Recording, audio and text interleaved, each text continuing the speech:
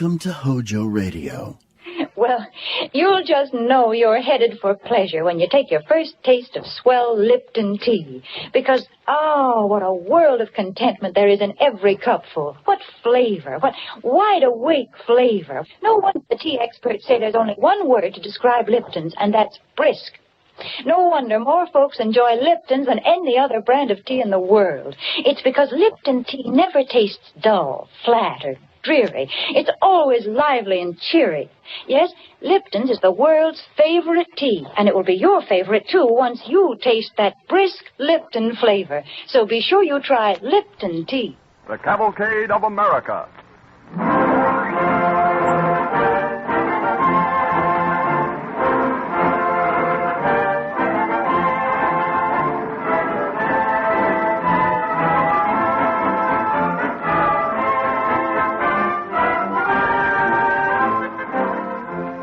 America, the land of opportunity. The truth of this phrase is borne out time and time again by the stories in the Cavalcade of America presented by DuPont each week at this time. And it is fitting that DuPont should present a message of opportunity, because the chemist in his laboratory today stands at the threshold of opportunity. Opportunity to perform new services for mankind, to make life easier, safer, and happier. It is our privilege on these radio programs to tell you something of the chemist's work and to illustrate the meaning of the DuPont chemist's creed, better things for better living through chemistry.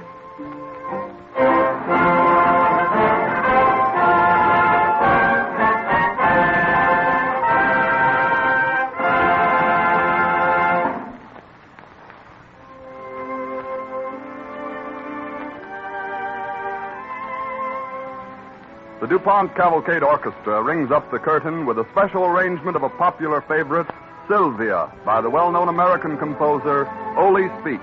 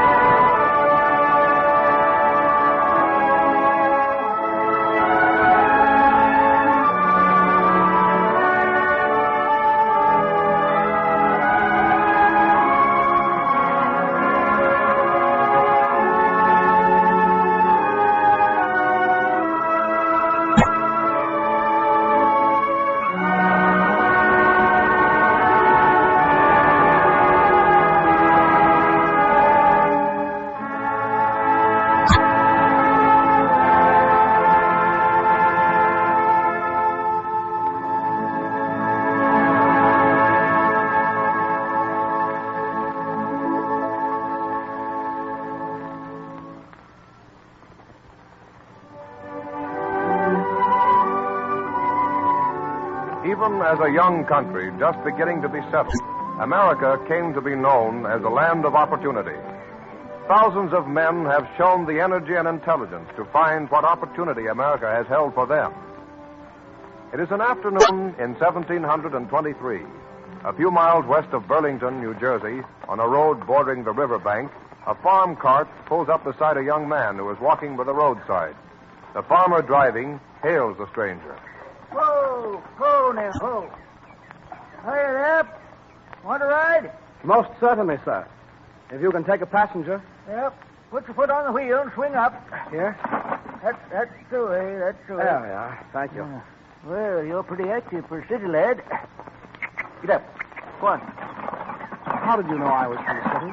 Oh, tell it by your talk. Couldn't tell it by your looks for certain.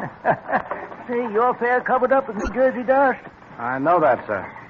It seems either to rain all the time in this colony or else to be very dusty. Oh, no, it ain't no different from other colonies. Where you from? Boston, sir. My name is Benjamin Franklin. Ben Franklin, huh? Well, you've got a grown-up manner on you for a lad. You don't look to be no more than 16. 70. Looking for work? Yes, but not in New Jersey. In Philadelphia. I know of a position to be had there in a printing shop. You're walking to Philadelphia? Well, lad, you can't get down them shoes. Another mile and you'll be barefoot. Oh, I'll get there. Never fear. Because I've gone too far to turn back. Like Caesar, I have burned my bridges behind me. Yeah. Like who? Say, lad, you ain't been burning bridges in New Jersey, have you? Nay, sir. What? I mean, I can't stop with opportunity but 40 miles away. Oh. How much money have you? If it ain't easy to find work. Well, wait until I see. Here's my treasury. Spanish dollar and a copper shilling. My conscience, lad. Look, sir. Look back of us to the curve of the river. A boat rows up very fast. Aye. Most likely farm folks row into the market in Philadelphia. Well, wait, please. Hold your horse. Let me down. Why, lad, why? That's a private boat. Regular boat ain't for Saturday. I can jump down, sir. Well, all right. Whoa, ho, now, ho. There, don't you see? The boat is steering unevenly. There's 1, 2, 3, 4, 10 oars on the port side, and 1, 2, 6, 9 on the starboard. They must have an extra oar aboard, and they need someone to use it. Ahoy there! Ahoy! Ahoy there! What do you want? Where does your boat go? Philadelphia. If you need another oar, I'll row. All right, we'll pull into shore. Goodbye, sir. Thank you for the ride in your cart. If I were a believer in omens, I should say that my sighting this boat was a good one. Yeah, it is, for certain. Thank you again, sir. Oars up. All right. Hurry, boys, step in. I'll take your bundle aboard first. Here you are, sir. All right. Now, step careful, boy. Look out, now, don't slip. Thank you. I'm aboard. All right, give him his oar. All right. Push her up. All clear. All clear, sir. Now, pull away together. Come on. 1, 2, 3, 4. Goodbye, sir. Well, good luck to you, son. You're a right smart lad.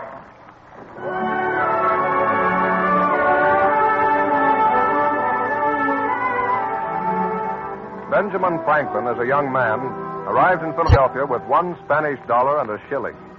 In 20 years, he had added to that slim store his own printing shop and bookshop, his own newspaper, and the famous Poor Richard's Almanac.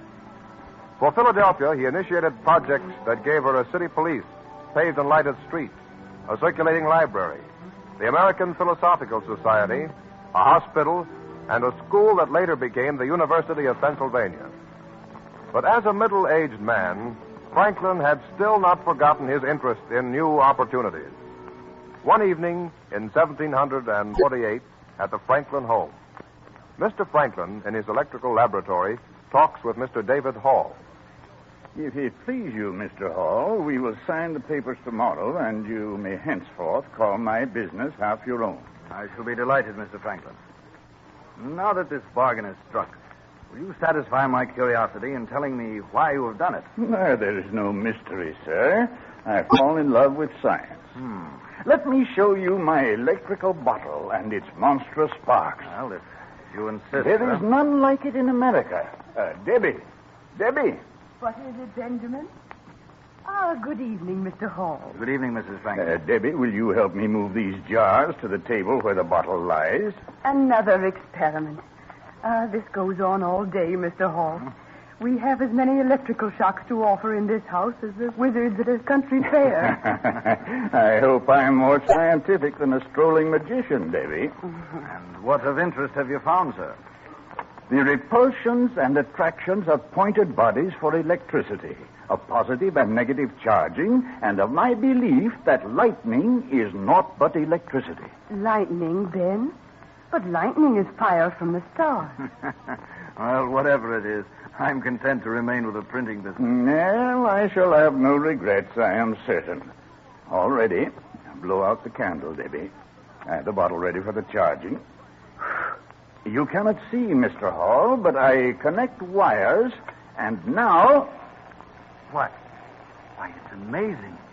So brilliant. The light in the bottle. It's beautiful, isn't it? It is more than beautiful, Debbie. It's useful, too, I'm sure of it. And it offers to some brave searcher a chance to find how to use it.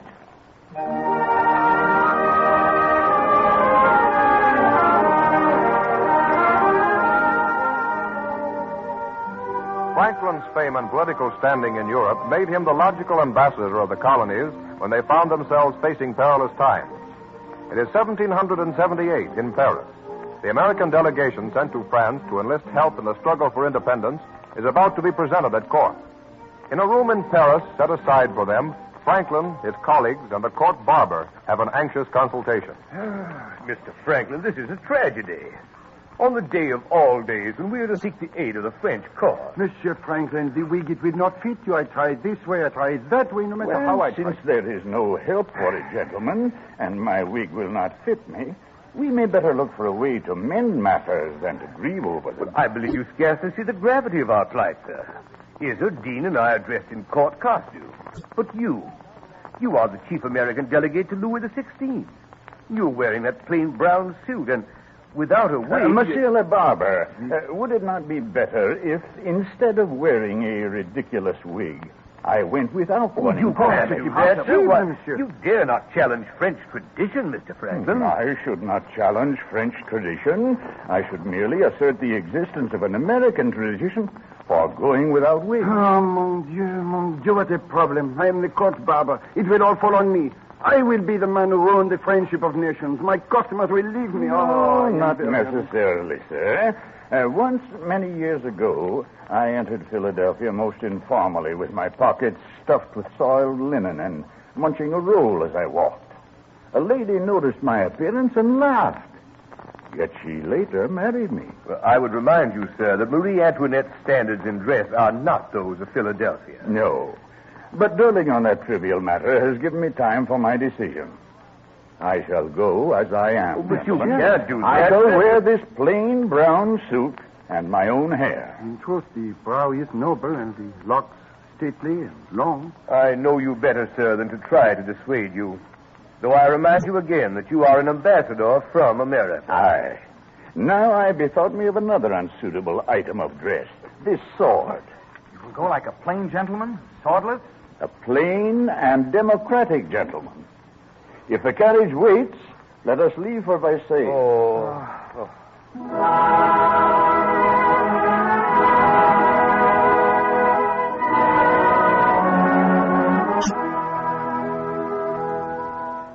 A short time later at Versailles, a huge crowd packs the shady alleys and the courtyard and presses near the wide stairways.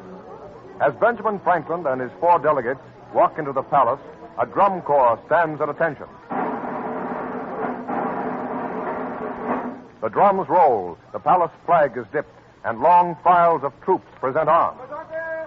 The doors to the king's apartments swing open. And to the waiting courtiers, the major of the Swiss Guard calls... Les ambassadeurs des 13 États-Unis.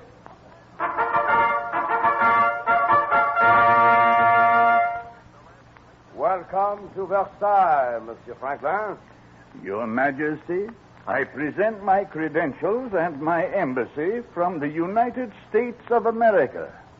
I pray you make it known to your people that I have been most satisfied with your conduct during your sojourn in my realm. Please assure your Congress of my friendship. I thank you, sire. My countrymen will rejoice greatly in this news that our new nation has been recognized in Europe. Benjamin Franklin became the idol of France and the skillful builder of his country's diplomatic fortunes.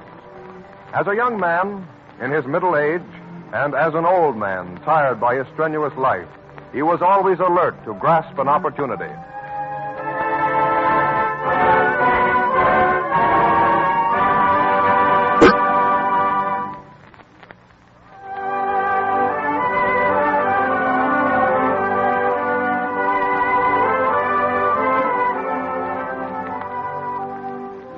The second episode in this evening's Cavalcade of America, presented by DuPont, brings us up to the 1800s and tells the story of another famous American who appreciated the possibilities of an opportunity. It is the 4th of July, 1862. In a small, modest home in Portland, Maine, Mrs. Curtis hears her 12-year-old son, Cyrus, calling. Ma! Oh, Ma! Yes, Si, what is it? Ma, Will Dalton's out front, and he says I can come to the 8th grade picnic if I bring some fireworks with me.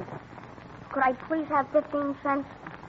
Cyrus, I've tried to explain to you. We haven't any spare money as the neighbors have. We have enough to live on, but there is no money for picnics and fireworks. But, I do hate to have you miss all your good times. Oh, Mother, I don't care about picnics as much as all that. Don't you worry. Forget about the money. Will, hurry up, Si. I'm coming. Say, Will, you go on the picnic. I don't know as I'll get there because I got to earn some money. Earn some? How you going to earn money on the 4th of July? Let's cross the street. I got some capital of my own, but I got to increase it. How much you got? Is that it? 3 cents. I want to talk to this fellow who's selling newspapers. Paper. Hey, mister! Buy a paper, young fella. All about the big 4th of July parade. How many papers you got left there? 3. Take your pick. Say, you'll never sell those papers now. It's getting late in the day. Most everyone's out driving or something. Oh, you think you're telling me something? I've been peddling this neighborhood an hour without a sale. Tell you what, I'll buy your 3 papers for 3 cents. 3 cents, huh? Well, sure, take them. Give me the cash. Thanks. Didn't you hear him say he'd been peddling an hour with no luck? Well, I'll peddle 2 hours, as long as I have to. Because I'm going to work regularly from now on and help my family. I figure the sooner you start, the farther you go. So I'm starting now. Portland Tribune! Portland Tribune!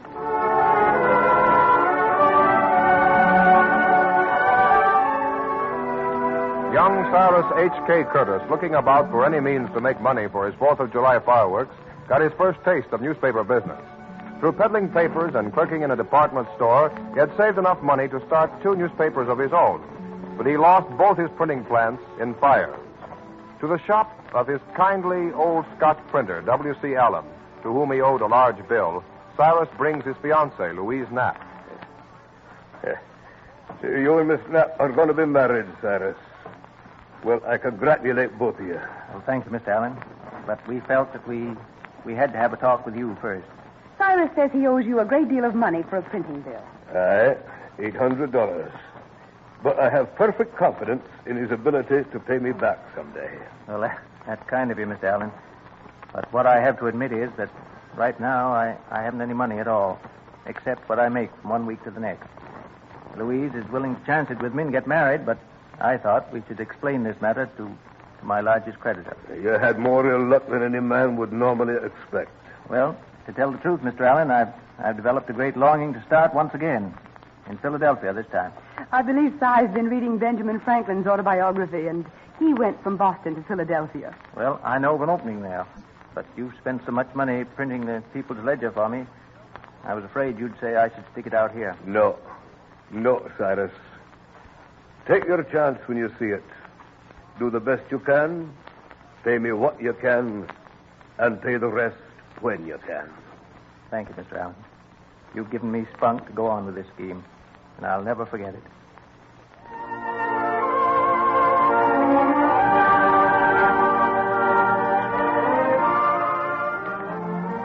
Cyrus Curtis and Louise Knapp married on the proverbial shoestring. A few years later in Philadelphia, where young Curtis is publisher of a struggling little paper, the Tribune and Farmer. At his home, Curtis is having a talk with his editor, Thomas Meehan. I can't understand why we don't do better, Mr. Curtis. Neither do I, Mr. Meehan. But we must figure out a reason soon. I have a wife to think of. I can't make her suffer actual privation while every cent I have goes into a dead magazine. It seems to me that the Tribune and Farmer is well written, useful, dignified. I know my articles on agriculture are scientific and up to date. Oh, Si, dear. I'm sorry. I didn't know you were busy. How do you do, Mr. Meehan? How do you do, Mrs. Curtis? I see you're reading the Tribune and Farmer. Has one of our little jokes amused you? Well, no, it wasn't that. I was laughing at Si's woman page. Oh. Well, just exactly what struck you so funny, Louise? Well, I don't want to hurt your feelings, Si, but... Well, look at this. Economical dinners. Yes. And it advises a huge roast of beef for 4 people and a cake that takes 12 eggs. Where in the world do you get these recipes? Why, I get them out of an old cookbook. Well, then you ought to pick them with more care, dear. Why, suppose some young bride should try to use one. Anything else wrong with the page, Louise? Well, nearly everything. Nearly everything. Well, now look at this pattern, Si. Would you really want to wear a skirt like that? Well, I mean, if you were I. Not in my right mind, no. Say, Louise, suppose you take charge of our woman's page. Oh, don't be silly. But considering Mrs. Curtis has had no experience, isn't your suggestion a little unusual, Mr. Curtis? Perhaps that's why it's good. Why don't you take over our woman's page, Louise? Si, I'll be glad to help you in any way I can. Well, now, how would you change this page? Well, first, of course, I'd have recipes that really meant something. Either brand new ones or very economical ones. Or very delicious holiday dishes. And, why not have contests on recipes and make women feel that the page was really theirs? And then I'd have the latest Paris fashions. And I'd always be careful to show how you could copy them right at home. This doesn't sound like one page to me. It sounds like 10 pages. Well, why not, Meehan? It sounds almost like a whole new magazine. And a good one, too.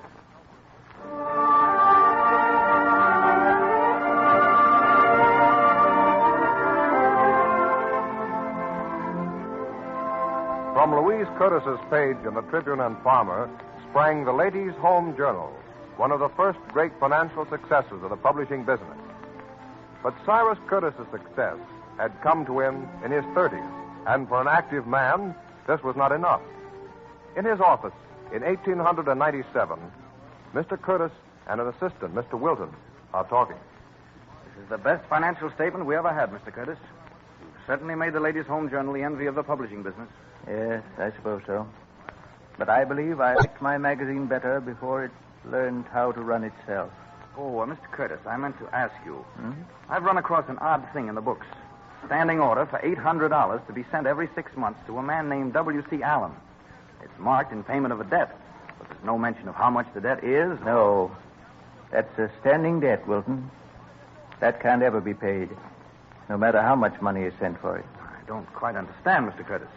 W.C. Allen is an old man now. He's poor, in bad health, lost his wife. But he gave me money when I badly needed it. So now I pay my debt to him again and again. Because in a way, you see, he invested in me. And I must prove that I was worth it. I see. Mr. Curtis, there's a Mr. Brady here to see you, a lawyer for the late Alfred Smith's estate.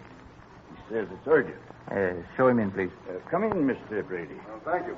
Mr. Curtis, I only take a moment of your time. You were a good friend of my late client, Mr. Smith. About all he left was a little weekly newspaper, the Saturday Evening Post. But in settling his debts, I find I haven't enough left to send the Post to press this week. I wondered if you'd loan the estate enough to help us. Well, how much of a plant have you got, Mr. Brady? Well, you've seen it, Mr. Curtis. Worn out presses, battered type. How much of a staff? No staff. We just hire a reporter to clip out the papers. It's all clipping. Now, I'm afraid if you loan any money on this security, Mr. Curtis, you will find... I'm not thinking of a loan. I'm thinking of an outright purchase. You surely don't want to buy this little paper, Mr. Curtis. Why, I've seen it. It's Wilton, nothing but... Wilton, the Saturday Evening Post, was the successor to the Pennsylvania Gazette, Benjamin Franklin's newspaper. I knew you were always rather sentimental about it, Mr. Curtis. That's why I came to you. Do you think the heirs would sell for, say, $1,000? $1,000? Why, I'm sure they would. Could I go out right now, Mr. Curtis, and try to settle it? I'll come back later this afternoon. I'll be waiting, Mr. Brady. Oh, Yes? if you've got a copy of the magazine, I'd like to see it. Here you are, Mr. Curtis. Last week's copy. And thank you 1,000 times. I'll see you later. Mr. Curtis, you wouldn't take this flimsy little rag and publish it along with the Ladies' Home Journal. Indeed, I would. In fact, I'm going to. Wilton, look at that heading. Founded by Benjamin Franklin. This is an opportunity, Wilton, and I'm going to take it.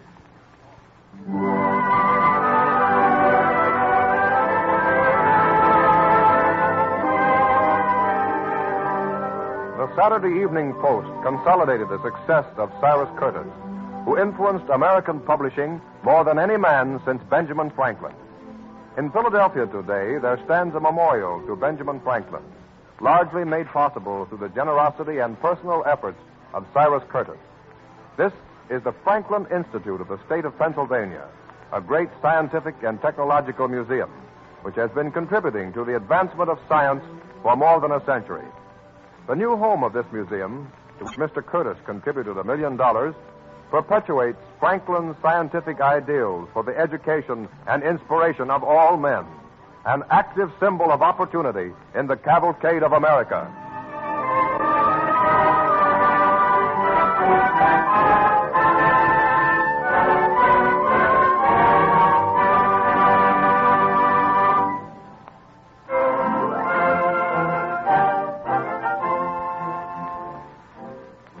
When the name Ben Franklin is mentioned, one thing that immediately comes to mind is printing. For Franklin was America's first great printer and publisher. Thus it seems fitting to tell a few interesting facts about printing inks, especially since chemistry plays an important part in their manufacture. Most printing inks are composed primarily of varnish in which color is suspended, plus the addition of some drying agent. Unlike dyes, colors used in printing inks are powder-like pigments which do not actually dissolve in water or varnish. These dry colors are ground into varnish on steel roller mills to form smooth inks for various types of printing. The matter of drying is most important in the making of inks, as you may know if you've ever had to get delivery of a printing order in a hurry. Research chemistry by developing quick drying agents has been a great help to printers. Without these dryers, high-speed production of modern newspapers and magazines with their tremendous circulations would be impossible. Franklin did practically all of his printing with black ink. He used a simple press and had very few colors to work with. Before chemists went to work on these problems, colors came entirely from natural sources, such as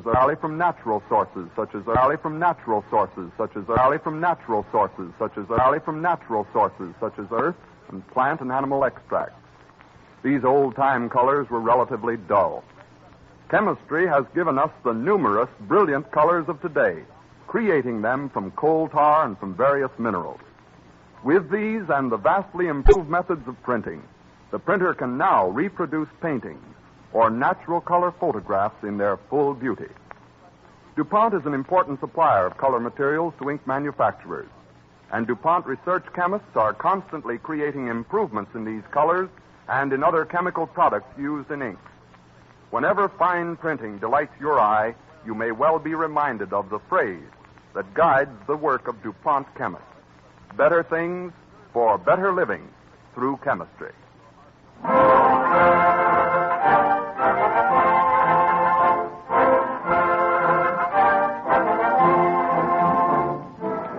Railroad builders, stories of the building of the Hoosac Tunnel and the first transcontinental railroad will be broadcast next week at this time when DuPont again presents the Cavalcade of America.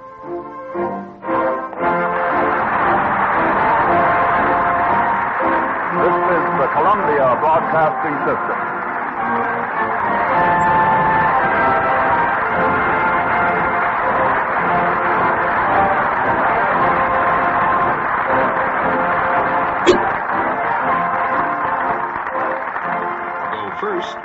distance.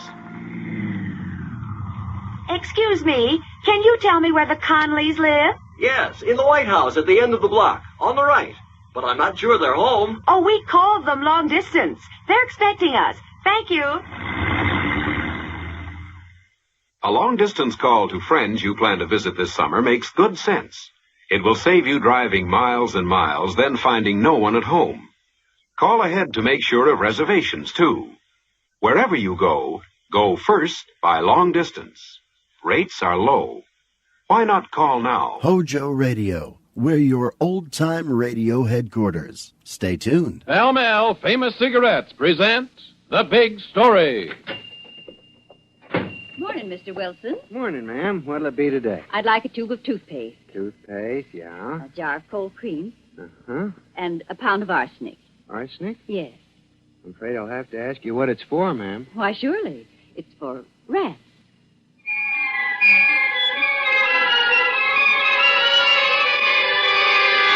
The Big Story. Another in a thrilling series based on true experiences of newspaper reporters. Tonight, to Aubrey Maddock of the Hartford Daily Current goes the Pall-Mall Award for The Big Story.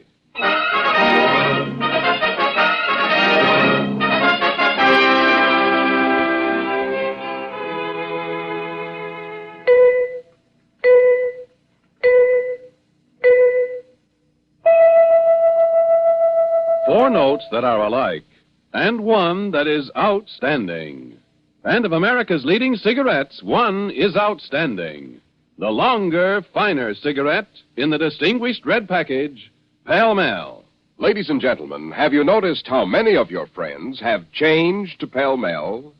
There's a reason. Pall-Mall Famous Cigarettes. Good to look at. Good to feel. Good to taste. And good to smoke. Yes, Pall-Malls are good to look at, good to feel, good to taste, and good to smoke.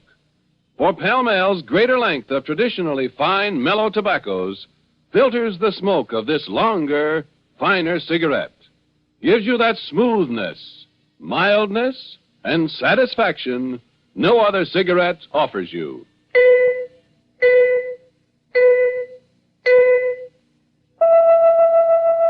Four notes that are alike, and one that is outstanding.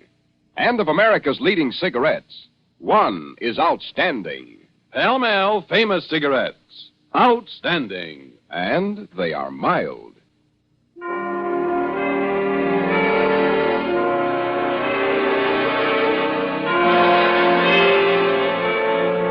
Now the exciting and authentic story of the case of the final curtain.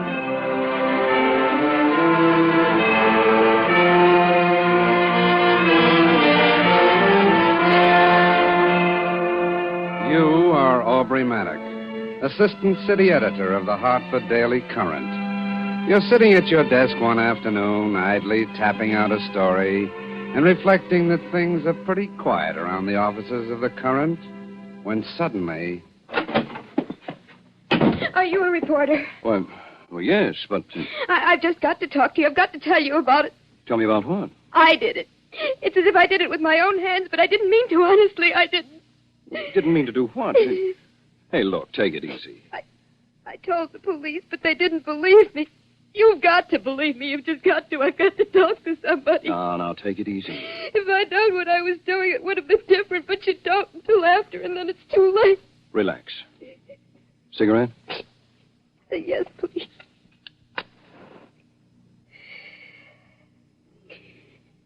Thanks. Better now? I guess so. Suppose you start from the beginning and tell me what's on your mind.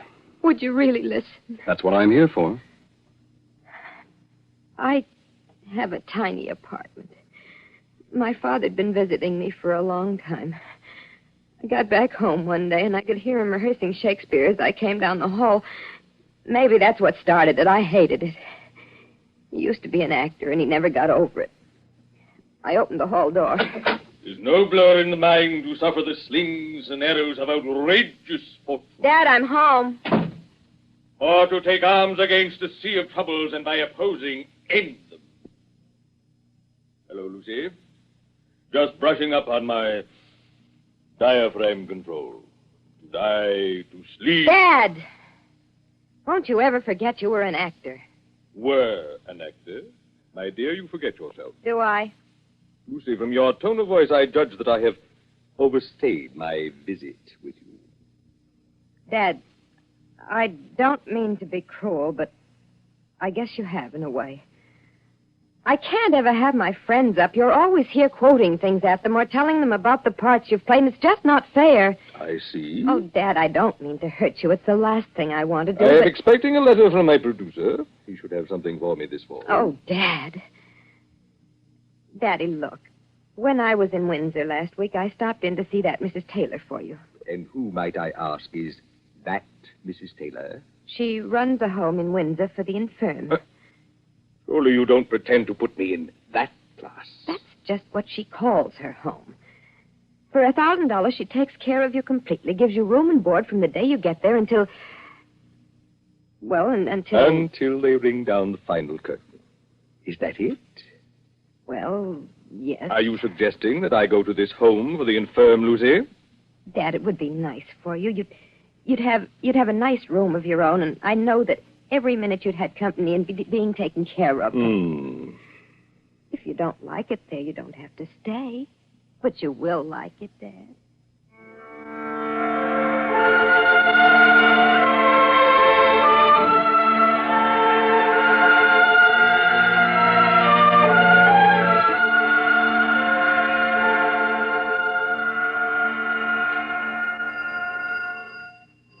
So, this is Mrs. Taylor's establishment, is it? Yes. Now remember, Dad, please be charming to her.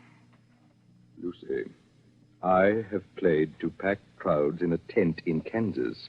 I have done my 40 weeks at the Empire Theater on Broadway. Presidents have watched me act. And you tell me I must captivate this elderly proprietress of a boarding establishment? Dad, please, here comes someone. Yes? Mrs. Taylor, I'm Lucy Wellington. Oh, of course, then. This must be your father. It is. Well, would you come in? Charming home you have here, Mrs. Taylor. Thank you. I hope you'll be happy here with us. Yes. Now, I suppose you'll want to say goodbye to your daughter, so I'll just leave you folks alone for a minute or two, and then I'll be back to get you settled. Thank you. Just make yourselves at home. Well, Dad, Lucy, do you think you'll be happy here? don't worry about me. I want you to be happy, Dad. Lucy, I can be honest with myself at times. My life is over. I've taken all my bows and curtain calls. And I'm just sitting in an empty theater, waiting for my exit cue. This is as good a place as any to wait. If you don't like it here, let me know and I'll bring you back home. Thank you. I guess I better go. Good night. Good night.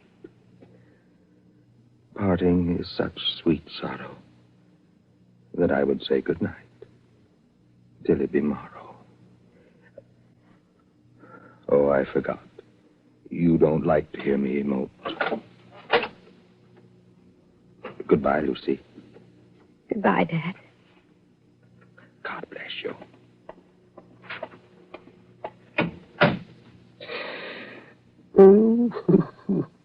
Gracious, Mr. Wellington, you startled me standing so still there by the door. Oh. Mrs. Taylor. I just said goodbye to my daughter. Well, saying goodbye to kinfolk is always a little hard on the heartstrings, Mr. Wellington. But you'll be happy here, I'm sure. Everybody is. Why, nobody ever leaves my home. Except, of course, when they die.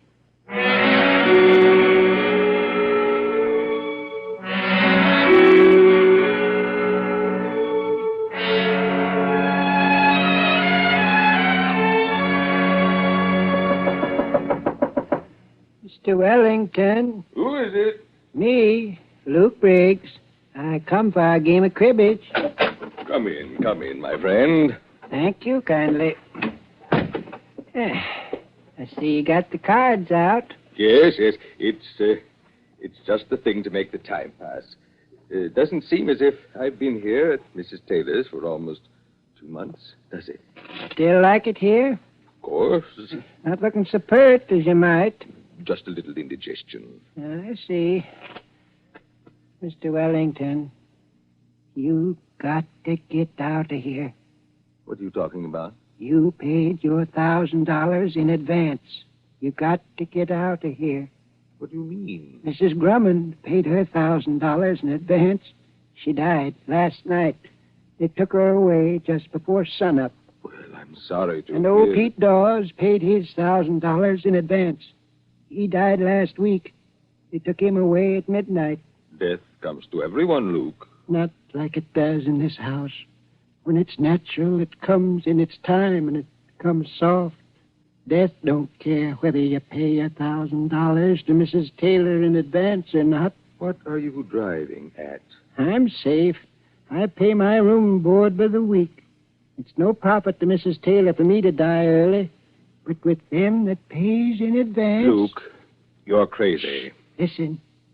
Late at night, I can hear horses' hoofs coming clop, clop, clop up the dirt road. I can hear the creak of a wagon as they back it up against the porch, and footsteps carrying something heavy. I can hear that something heavy thud into the wagon, and then the horse's hoofs start up the road again, softer and softer, till there's nothing more to hear but the hoot owl. And then I know somebody else has died, and they're taking him away in the night. Luke, stop it. You're next on Mrs. Taylor's list, I'm telling you. What makes you say that? I've seen it happen. First, a special lemonade, or a particular pie made special for someone, and then a night of indigestion, and then I hear the horse's hoofs coming up the road. Stop it! Stop it! Stop it, you fool! I'm sorry. I seem to be a little upset this evening. Suppose we leave our game until tomorrow night. If that's the way you want it. Yes. Yes, I'd like to lie down for a while. I think I'd like to go to sleep.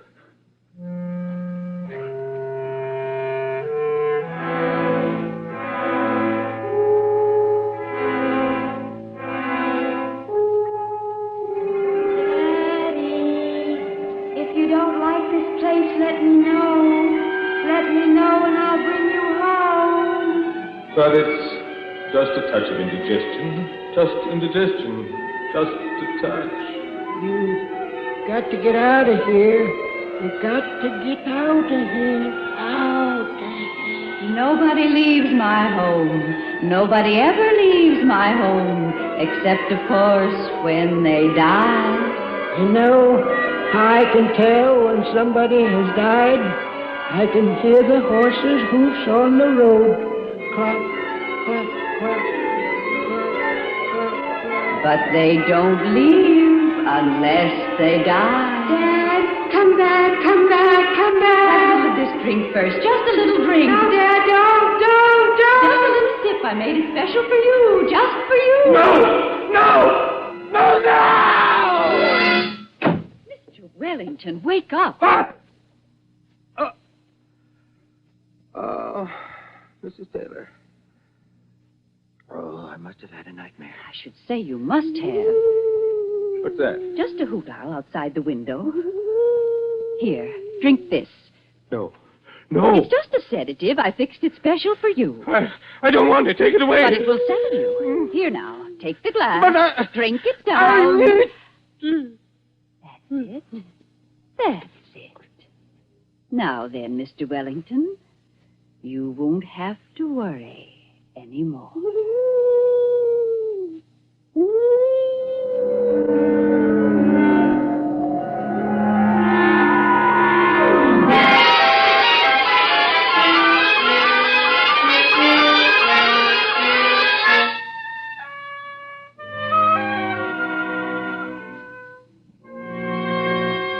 Miss Wellington, this is Mrs. Taylor calling. I'm sorry to bother you this time of night, but It looks like your father's took bad. Oh, no need to come tonight.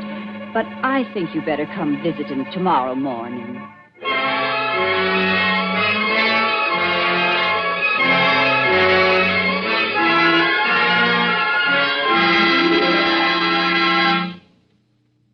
We'll be back in just a moment with tonight's big story, but first a word from Cy Harris. Ladies and gentlemen, have you noticed how many of your friends have changed to pell-mell?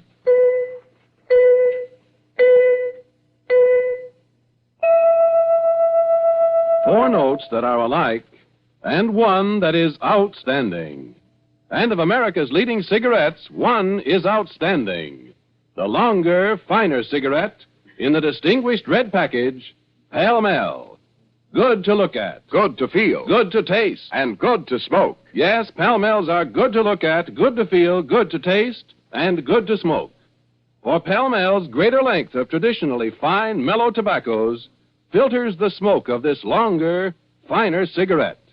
Gives you that smoothness, mildness, and satisfaction that no other cigarette offers you.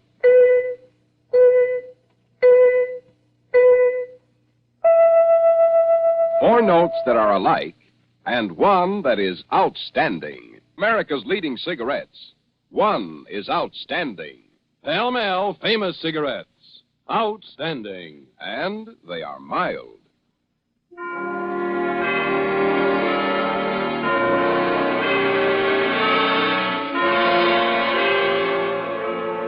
Now we return you to our narrator, Bob Sloan, and tonight's big story.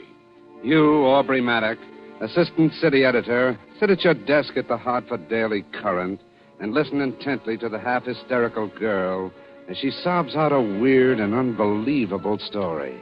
Finally, she says... That's about the whole of it, Mr. Maddox. When I got to the home the next morning, Dad was dead. He died just 10 minutes after Mrs. Taylor called me. What did she give as the cause of death? Gastric ulcers. But he was poisoned. He never had a sign of any kind of ulcer. He was poisoned by that horrible woman, and I made him go there. Now, let me ask you just one question, Miss Wellington. You've outlined a very complete story of just how your father died. How do you know all these things?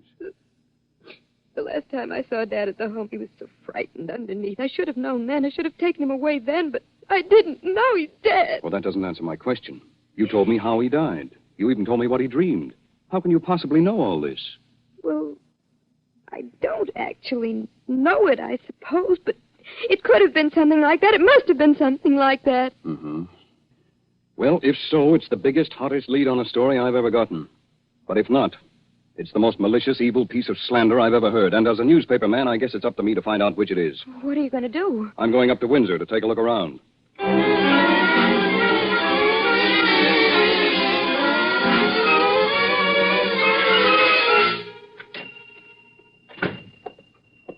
Yes, sir. Something I can do for you? You own this drugstore? Yes, I do. Get most of the local trade here in Windsor? Sure do. You sell poison here? Why do you want to know? I'm very interested in the sale of poison in Windsor during the past few years. Well, I don't see Doesn't how... the state require every druggist to keep a poison register showing who bought what kind of poison when and for what? Yes, but... Let's see it. Who are you, anyhow? Just a guy who's interested in poisons. Where's the register? Right here. Thanks.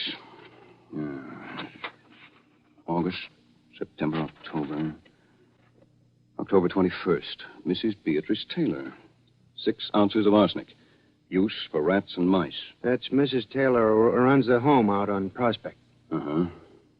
February 17th. Mrs. Beatrice Taylor. 13 ounces of arsenic. Use for bugs and mice. And again, May 26th. Mrs. Beatrice Taylor. 10 ounces of arsenic acid. Use for rats and mice. 10 ounces on the 26th of May. Look here. Isn't this quite a bit of poison for any one person to buy? No, can't say so. Most of the folks around here buy arsenic poison for exterminating purposes. I see. Well, just the same, I think I'll go and have a few words with Mrs. Taylor, just for the record.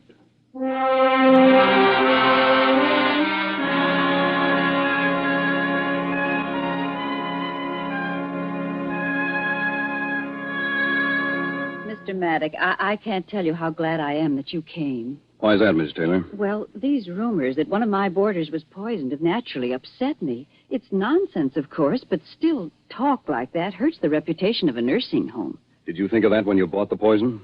What do you mean? I mean that I've been down to the local drugstore and find that you purchased pounds of arsenic, enough to poison a lot of boarders. Mercy. You don't think I bought that for anything except rats and mice, do you? What should I think? Maybe you used it for rats and mice. But Jay Wellington died of a gastric ulcer just 4 days after your last arsenic purchase. You're not serious about this. I'm very serious. Mr. Maddox, we're both intelligent folks. We can look at this whole nonsensical story intelligently. Now, if you were setting out to poison somebody, would you buy the poison at a local drugstore? Would you buy it where everybody knows you by name and where everybody knows everybody else's business? Well... Of course not. You'd steal it or get it some underhanded way if you were going to use it for murder. Now, wouldn't you? I suppose so. Of course, I've only heard Miss Wellington's side of the story. That poor child is half out of her mind with grief and guilt because she didn't get here in time to be with her father at the end. She was terribly upset. I gather she was a mite harsh with him from time to time. That preys on her mind now that he's gone. I can understand how she feels, poor child. Lord knows I try to be forgiving. She's very bitter about you. Mr. Maddox, would you like to know why? Yes. All right, I'll tell you. She claims her father had $500 when he came to the home, and she thinks I've stolen it. Why? Because she can't find it with her father's things. Fighting over that poor soul's grave for money, too. Why, he didn't have a cent. And if he did, I'd never touch a thing that didn't belong to me. You're being very fair, Mrs. Taylor. Heaven knows I try to be. Although at times it does seem like I have more than my share of trouble. Well, I'm sorry to have added to it, Mrs. Taylor. Well, that's quite all right, Mr. Maddox.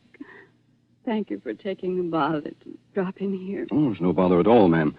I have another visit to pay in Windsor anyhow.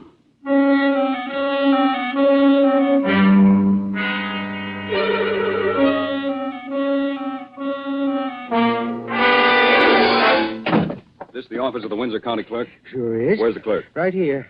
You? Me.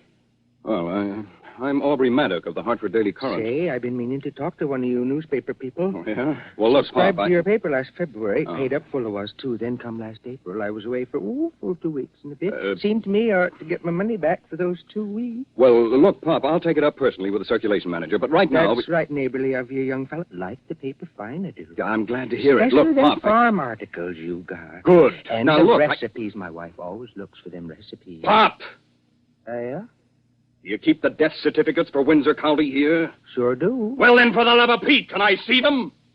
What's all the shouting about? Sure you can see them.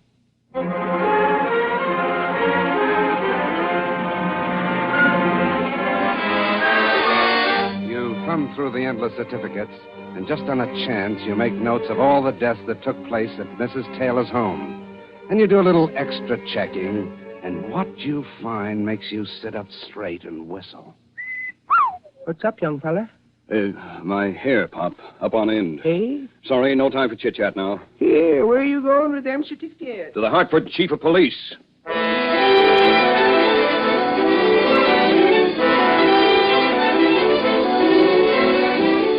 You do take the certificates to the police chief. Later. But first you do a little checking with some of Mrs. Taylor's neighbors and former boarders.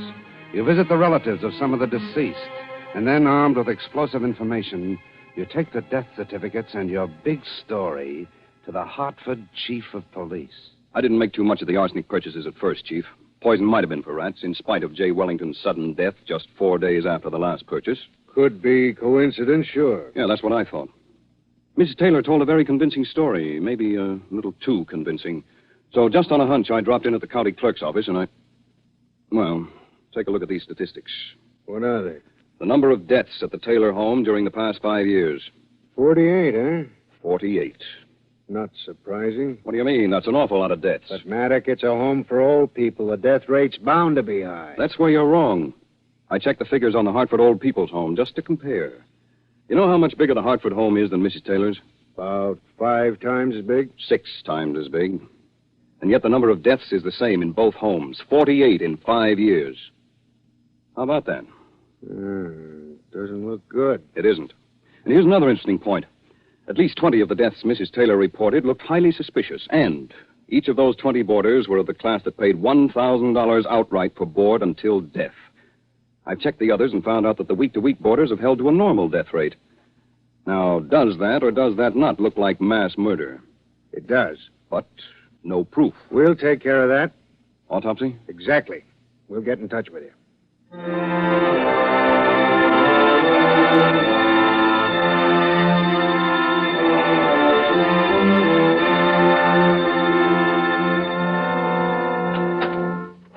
Why, Mr. Maddox. Yes, Miss Taylor. And this is the Hartford Chief of Police with me. We'd like to ask you some questions. Why, surely. Come in. Thank you. If you'll just come into the parlor. I haven't dusted yet. Been making a special dessert for one of my boarders. Sit down, won't you? Mrs. Taylor, the daughter of one of your deceased patients reported some suspicious facts about her father's death. Oh, you mean that Wellington girl again? What about it, Mrs. Taylor? Well, like I told Mr. Maddox here, I'm anxious to clear up all these false rumors. So you just ask me any questions you want, and I'll do my best to answer them. All right, Mrs. Taylor. How do you account for the fact that you bought poison in large quantities? Like I said before, it was for rats and mice. What about the manner in which you removed human bodies from the home during the night? Miss Wellington and others have stated that bodies were gone before their relatives arrived here. Well, I like to get the body out of the house as soon as death occurs. It disturbs the other boarders. And why was it that the highest death rate was amongst those who paid you $1,000 outright for board? I can't imagine where you got such an idea. Why were bodies shipped secretly out of the county without a permit? Why did an autopsy on Jay Wellington and another one of your boarders show that both died of poison and not natural causes? An autopsy? You did an autopsy? Come along, Mrs. Taylor. I have a warrant for your arrest. You can't prove anything. That girl talked too much, but you can't prove anything. You can't really know. I was too careful. I had an answer for everything. You'll see. I'll hang before I admit I did it. You're probably right, Mrs. Taylor. You'll hang.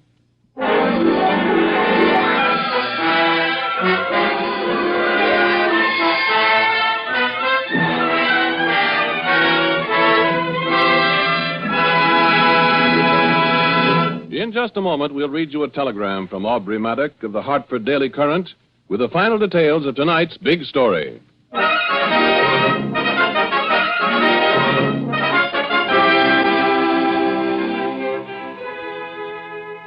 Pell-Mell Famous Cigarettes.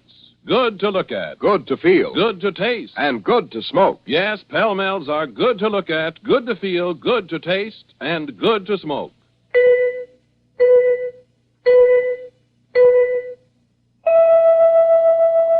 Four notes that are alike, and one that is outstanding. And of America's leading cigarettes, one is outstanding. The longer, finer cigarette in the distinguished red package. Pell-Mell Famous Cigarettes. Outstanding. And they are mild.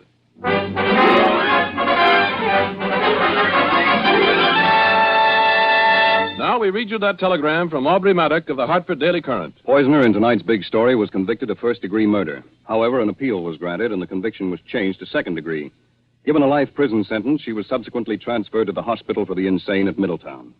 Many thanks for tonight's Pell-Mell Award. Thank you, Mr. Maddox. The makers of Pell-Mell Famous Cigarettes are proud to have named you the winner of the Pell-Mell $500 Award for notable service in the field of journalism. Listen again next week, same time, same station, when Pell-Mell Famous Cigarettes will present another big story.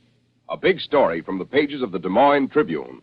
Byline, Russell Wilson. A big story that reached its climax with an automobile ride that ended in death at dawn.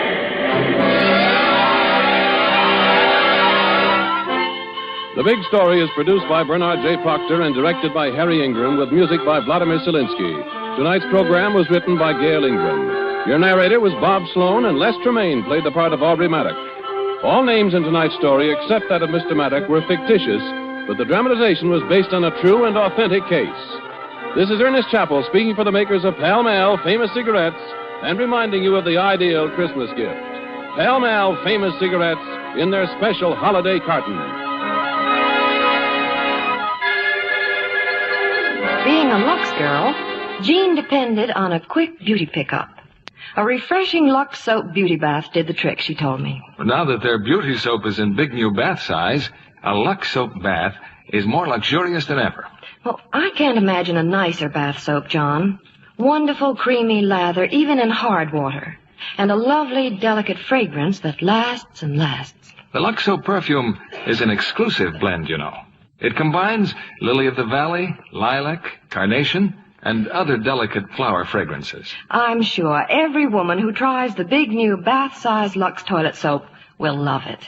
Yes, that generous satin smooth bath cake is a good item to put at the head of your shopping list. Why not try the new bath-size Lux toilet soap tomorrow? It's another fine product of Lever Brothers Company. Stay tuned to HOJO Radio. For correct time all the time, wear a Bulliver. Trade in your old watch. Get a liberal allowance on a new Bulliver. Any Bulliver you choose.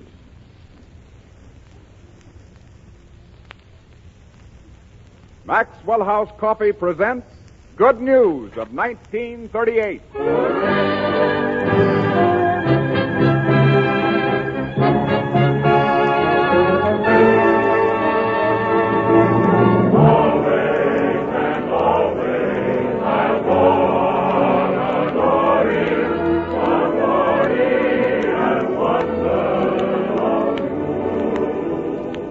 Welcome to another hour behind the scenes in Hollywood, brought to you from Metro-Goldwyn-Mayer. Imagine yourself with us now on Soundstage 30, sitting with the famous stars who have come to broadcast and to listen to our program.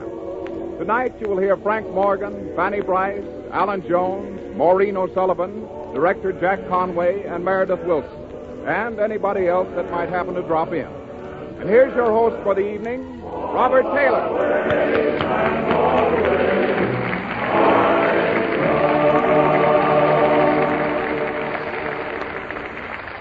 Good evening, ladies and gentlemen. Oh, Bob. Well, Frank Morgan. What is it, Frank? Bob, I just wanted you to know I'm here. I was a little late. I've been trying to hire an orchestra for the house party I'm giving Saturday night. Well, say, I'll bet there's going to be some party. Hiring an orchestra and everything, huh? Oh, yeah, I always hire an orchestra. Why, at my last party, I had the Philadelphia Symphony, 110 men and a girl. And... oh, what a girl. Wow. Redhead. Let's see, her number is Philadelphia... Philadelphia what? Philadelphia, PA. I know my geography. Yes, sir. I get road maps from all the gas stations when I stop for free water. Yeah, but, Bob, have you any idea where I can dig up a good orchestra? Money's no object. What'll you pay him? Well, I'll give him my personal check for $200 or $5 cash. Well, say, Meredith Wilson might like to make $5. What do you think of him as a musician? Well, it sounds like a good idea. Why doesn't he take it up? Oh, Meredith Wilson, yes. Well, confidentially, Bob, he can't read a note of music. Well, that has nothing to do with it. I can't read music, and yet I play the cello fairly well. I play by ear. By ear? Well, don't you find that rather awkward with the cello? I don't think you know a thing about music. Well, I do, too. You're just jealous, Bob. All right. Now, let's say that Meredith Wilson's orchestra was to play an andante movement or an agitato movement or poco lento. Yeah. What's the difference? Yes, well, that's what I say. What's the difference? Who cares? Let them play anything. What's the score? Who's playing? Oh, please, Meredith. Whistle while you work.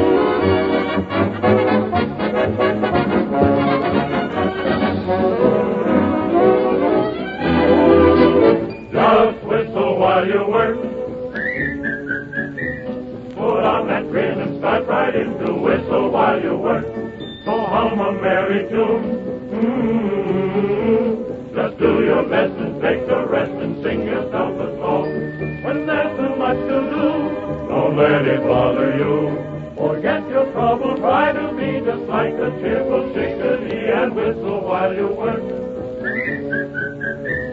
Come on, get smart, tune up and start to whistle while you work. Whistle while you work. Pull on that train and start right in to whistle while you work. So hum a merry tune. Just do your best and take a rest and sing yourself a song. When there's too much to do, don't let it bother you. Forget your trouble, try to be just like the cheerful chickadee and whistle while you work. Come on, get smart, tune up and start to whistle while you work.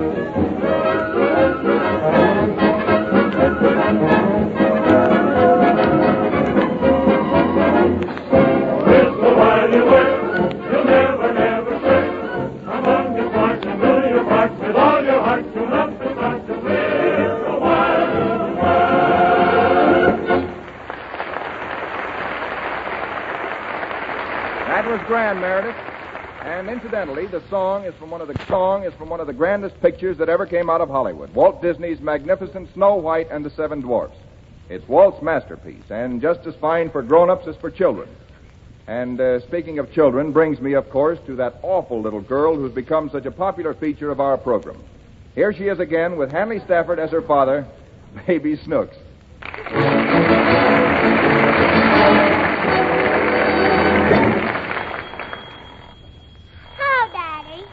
Snooks, what are you doing up so early? What time is it? Why, it's not 8 yet. Is it 7? No, it's after 7. Well, 8 comes after 7. I know it does, but it's different with telling time. Why? Because it is. You have to figure with hours and minutes. There? On the clock. Here, look at it. What's those black things? Those are the hands. They point out the time. Where's the fingers? They don't have fingers. I got fingers. I know you have fingers, but those hands don't have any. Well, how can they point? Snooks, they just indicate the time. Now look, every time that big hand makes a complete revolution of the face... Oh, whose face? This face on the clock. That ain't a face. I tell you, it is a face. It ain't got a mouth. Of course not. Has it got eyes? No, and it hasn't got a nose, and it hasn't got ears either. And you call that a face? Yes. Do you feel all right, Daddy? I feel fine. Will you stop interrupting me? All right, Daddy. Well, now look at the clock. The big hand is the minute hand, and the little hand shows the hours. Now, these numbers all around the face each denote a different hour. Are you following me? Where are we going? We're not going anywhere. I'm trying to teach you to tell the time. Now, do you see these numbers on the clock? Uh-huh. The number at the top is 12. When both hands point to 12, it's 12 o'clock. Understand? Uh-huh. Good. Now, what is it when both hands point to 12? I don't know. It's 12 o'clock. Is it? Yes. Oh. And I'm late for school. Oh, it's not 12 o'clock now. You just pay attention to what I'm telling you. All right, Daddy. Now, each time the big hand moves to another number, that's 5 minutes. And every time the little hand moves, an hour goes. Where's it go? Snooks, that has nothing to do with telling the time. All you have to understand is the movements of the hands. Now, let's see if you remember what I just explained. All right, Daddy. Here, now, look at this clock. Now, you see the little hand is between the 7 and 8, and the big hand is on the 7. Uh-huh. All right. What does the clock say? Tick-tock. Oh, it says 20 minutes to 8. And good heavens, I've got to get dressed and get to the office. Look out, Snooks. Are you going to shave, Daddy? Yes, and don't trail after me. I want to watch you. Oh, all right, but don't pester me with questions. Why? Because I'll get nervous and cut myself with a razor. Now, just keep quiet now. All right. Daddy! Ow! Why do you yell like that? See, I've cut my face. Boy, look at that slice. It's a beauty. You like it, Daddy? No, I don't like it. And I want you to let me finish, so don't make another sound. I won't. Remember now, Snooks, this razor's very sharp. Yes, Daddy. And will you be quiet? Uh-huh. Good. Now just stand there and watch. All right. Daddy! Oh! Snooks, you made me cut myself again. Now, just get right out of here. I'll be quiet, Daddy. Well, you'd better. This razor pulls. What you doing now, Daddy? I'm stropping the razor. Why? Because it's not sharp. Yes, it is. Well, how do you know? 'Cause it's sharpened my pencils all right. What? Now listen. How many times have I told you not to take my razor from the box? I didn't take it from the box. I found it in the kitchen. In the kitchen? What was my razor doing in the kitchen? Mama was cutting an linoleum with it. Snooks, I don't believe you. Now you're going to get a spanking. Why? Didn't you promise never to touch my razor? Uh-huh. And didn't I promise to give you a spanking the next time you did? Uh-huh. Well? Well, I didn't keep my promise, so you don't have to keep yours. Oh, no. You're not getting away with it this time, young lady. Come over here. There. You simply must learn to behave. There. All right, that's all. Oh, stop it. I didn't hurt you. Now come here and kiss Daddy and say you're sorry. There. That's better. Now, Snooks, I want you to tell me why I punished you. Now, what's the matter now? That's just it. Just what? First you give me a licking, then you don't know why you did it.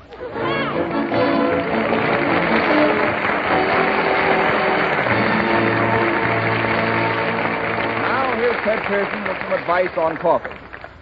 You know, friends, there's more than fine, full-bodied flavor, more even than that deep-down satisfaction in a steaming, fragrant cup of Maxwell House coffee. Yes, grand as that is, there's something more. It's that friendly stimulation in a cup of Maxwell House coffee, the kind that buoys you up and never lets you down. Now, we've taken various ways of pointing out just what we mean by that friendly stimulation.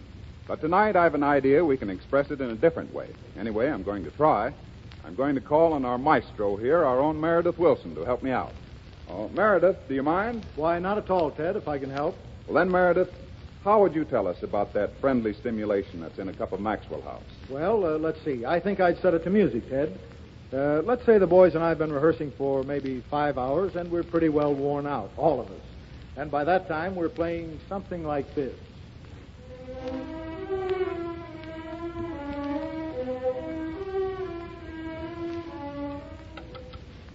Then I know it's time for a little rest. And as we all file out, we're pretty apt to congregate in the coffee shop for a smoke and a cup of Maxwell House coffee. Well, 20 minutes later, we're back at our desks playing like this. Yes, Ted, once more we're playing Allegro Vivace, or in other words, Con Brio. Or as one might further say, Con Maxwell House.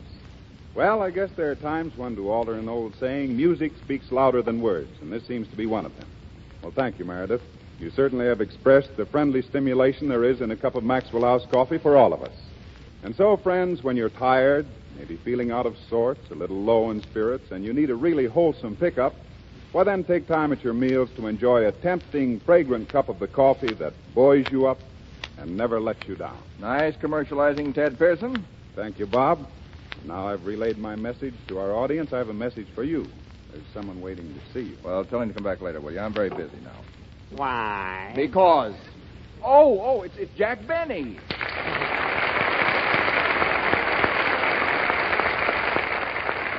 Thank you, Bob. Thank you. See, I can't be that good. Hello again. This is Jack Snooks Benny talking.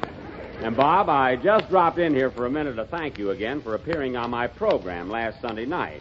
It was a lovely gesture on your part, and we appreciated it. Well, that's okay, Jack. I enjoyed every minute of it. It was a lot of fun. Yes, sir. We sure got a lot of laughs, didn't you? And the members of my cast got a big kick out of meeting you, Bob. It was my pleasure, Jack. You know what impresses me about your program, Jack? What, Bob? Well, the way your cast looks up to you, the way they respect you. Respect me? Oh, yes. I've got them trained pretty well, Bob. You know, when I crack the whip, they jump. They sure do. Oh, yes. You know, when I want something done, I simply give my orders to Mary, Phil, Don, and Kenny Baker. And Kenny does exactly as I say. But if things were bad before, Bob, you have no idea of the situation now. Since they met you, you'd think I was a stooge or somebody. Gosh, I didn't mean to start anything, Jack. Is there anything I can do? Bob, when you kissed Mary, you did enough. Really, you did. Really, folks, you never saw such a smack. Well, Jack, that kiss couldn't possibly affect Mary's feelings for you. No, but last Monday was my birthday, and the kiss she gave me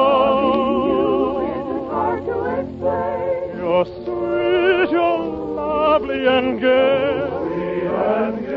Heaven's loss has been my greatest gain, for letting an angel like you get away. My heaven on earth, you're in my arms, you're in my heart. Oh, you're all I treasure, so who can measure my worth? You're my heaven.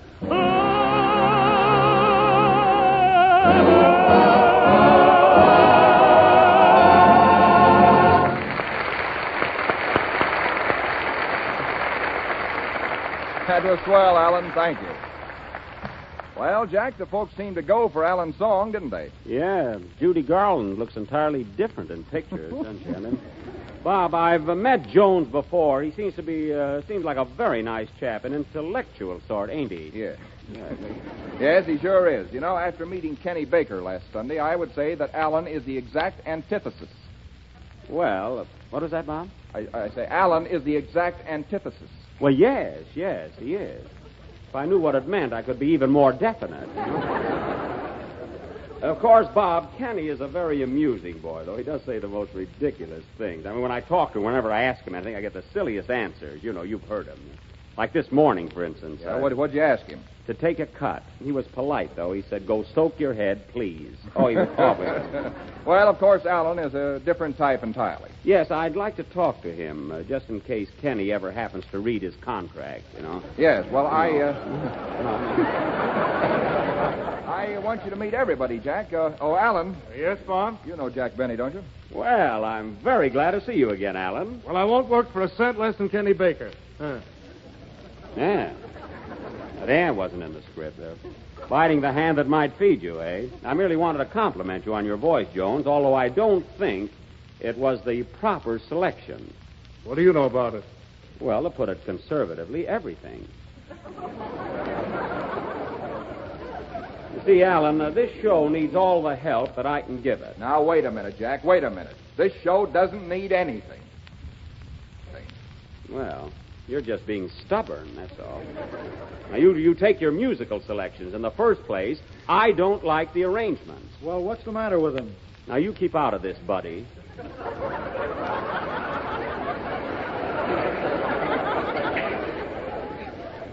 Who asked you to butt in, anyway? Listen, Jack, this is Meredith Wilson, our conductor. Oh. Now, look, Mr. Wilson, I sounded like Edward Horton then, didn't I? Now, look, Mr. Wilson, I was just telling Bob that the arrangements of your selection should have a little more schmaltz. You know, sounder construction in the bass, and let the melody carry itself. You know? Well, Mr. Benny, when I want your advice, I'll send for you. And I didn't send for you.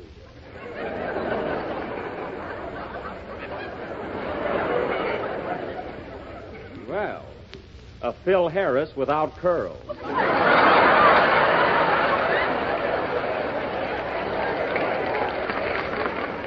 Yeah? Well, you're a Clark Gable without hair. Who said that? I did. Don Wilson isn't here. Jack, this is Ted Pearson, our announcer. Hello, Pearson. And that crack about my hair wasn't very funny. You know, I have plenty of hair. It just happens that I have a high forehead. That's all. Ladies and gentlemen, speaking of Jack Benny's head, buy Maxwell House coffee in the super vacuum tin.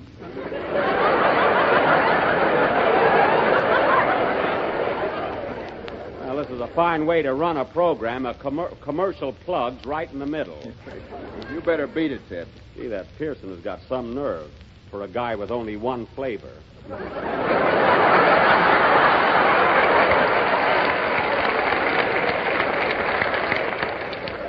Well, Bob, anyway, now that I've got your show rolling along, an idea strikes me that right here, Meredith Wilson must play a soft number. Well, is there any particular number you can suggest, Jack? Well, How about Rosalie? No, not Rosalie. That number's so worn out. Let him play anything but Rosalie, Bob. See? Hey. I trapped him, folks. That's the number I really wanted. Always and always. Hey, that's not Rosalie. I've been wrong. Glory, and wonder of you. Always and always, my love will go soaring to heaven or under the blue. Life is strange and ever changing, doesn't make reason or rhyme. But through all the centuries time endured, oh, we'll be always together, forever and ever, for always and always I'm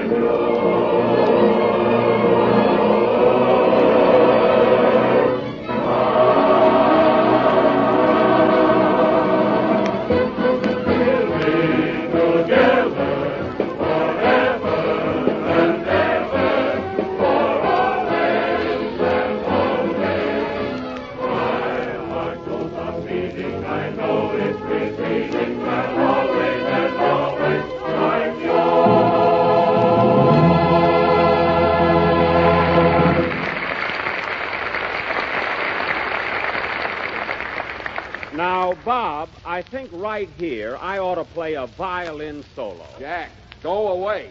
Oh, all right. A little class wouldn't hurt this program.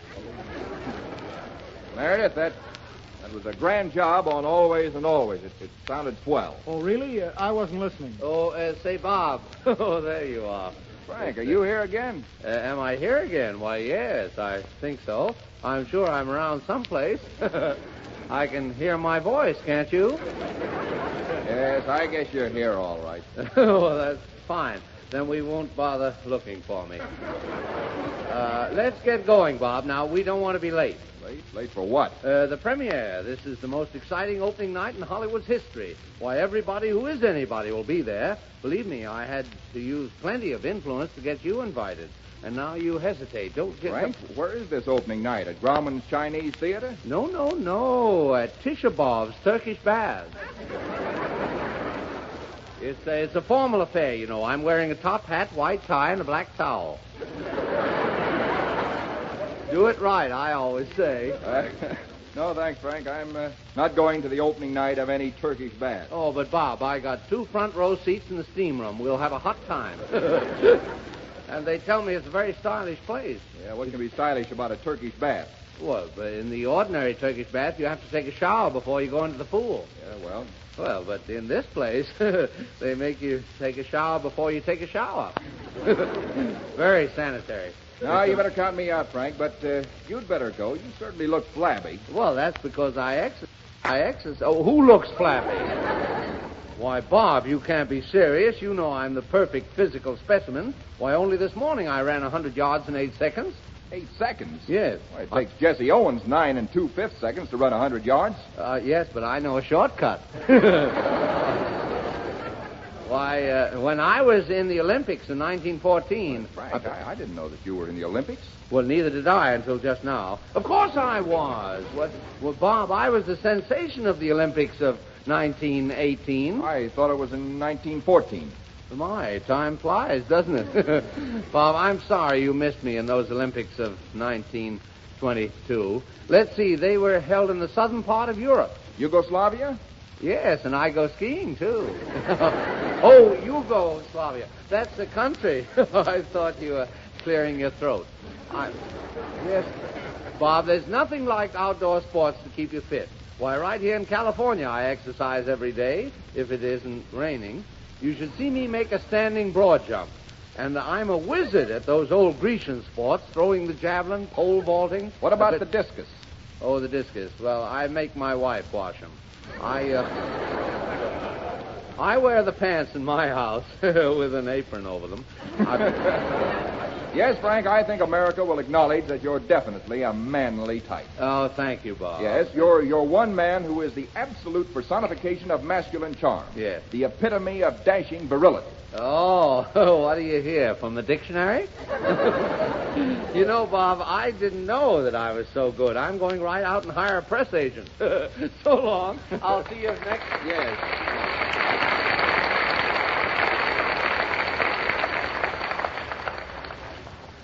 Oh, Bob, who was that fellow? That was Frank Morgan. Morgan. What does he do? What does he do? Well, I'll tell you what he does. He occupies the position of being radio's #1 comedian. Oh, you mean #1 on this program? #1 on this program or any radio program. Oh, well. You mean not counting Sunday nights, of course. Yes, counting Sunday nights or any nights. He's the funniest man in the country. Well, that's open for discussion, you know. No, that's closed. Well, I've just opened it. And it's going to stay open if we have to run into Bing Crosby's program.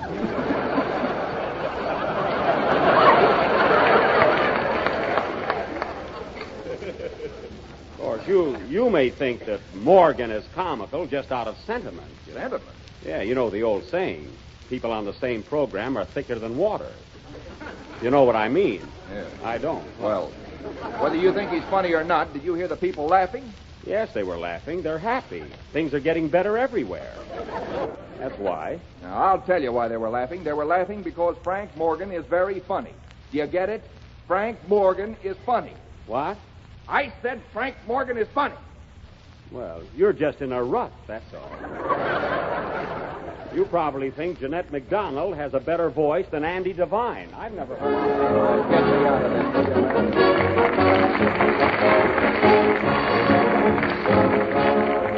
And now, friends, once more it's time for that friendly custom of ours on these programs. I mean, a visit to the old Maxwell House here on the lot for a steaming cup of Maxwell House coffee. And, Meredith, will we enjoy our coffee with the music that goes with it?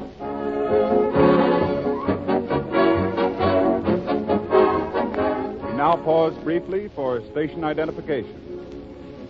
KFI, Los Angeles.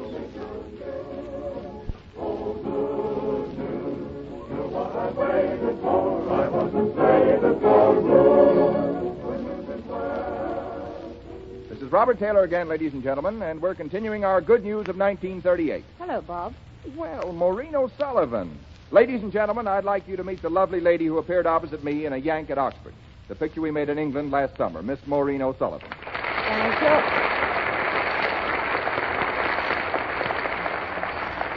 Maureen, it's swell to see you again. Won't you sit down a minute and listen to the music? Well, Bob, I understood, that is, wasn't I to do a scene from A Yank at Oxford at this point? Well, no, not right now. The drama comes a little later in the program. Oh, that's strange. The gentleman in charge out there just told me to go right ahead now. Gentleman in charge? Yes. Mr. Burney. Oh, wait a minute. Hey, Jack! Oh, just a minute, Bob. I'm straightening out Wilson's music. Now, Meredith, I think that if you made that a dotted eighth note, right in... You think so? Yeah, just lay it aside while I clear up this other matter. What is it, Bob?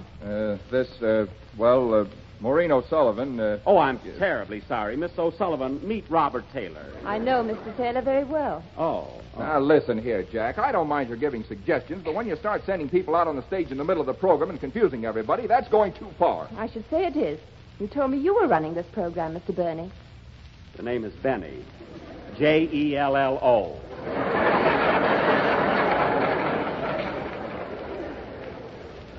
Now, look, Bob. My plan was to have Mavourneen here. The name is Maureen. Maureen, come out and do a dramatic scene. You know, something to take the curse off of the first part of this show. I think that's a good suggestion. I think that's a very good suggestion, Mr. Jello. After all, A Yank at Oxford is opening in the theaters all over the country in the next few days. Well, I wasn't thinking of that, Miss Yank. Now, look, if you just... all right, Benny, that's enough. I'm not going to stand here and have you tear our show down. Now, Bob, don't get me wrong. I'm only trying to be helpful. Helpful? You're ruining everything. Mr. Benny, when do I do the scene? I'll have it straightened out in just a minute. Now, look, Bob. I won't look at anything. I started out with a good show tonight, and now where am I? Well, don't get excited. I didn't say it was your fault that the show isn't good. Not entirely your fault. What do you think, Mureen? Well, I don't know whose fault it is. When do I do the scene? There isn't going to be any scene. Benny, you keep your nose out of this. What, the whole thing?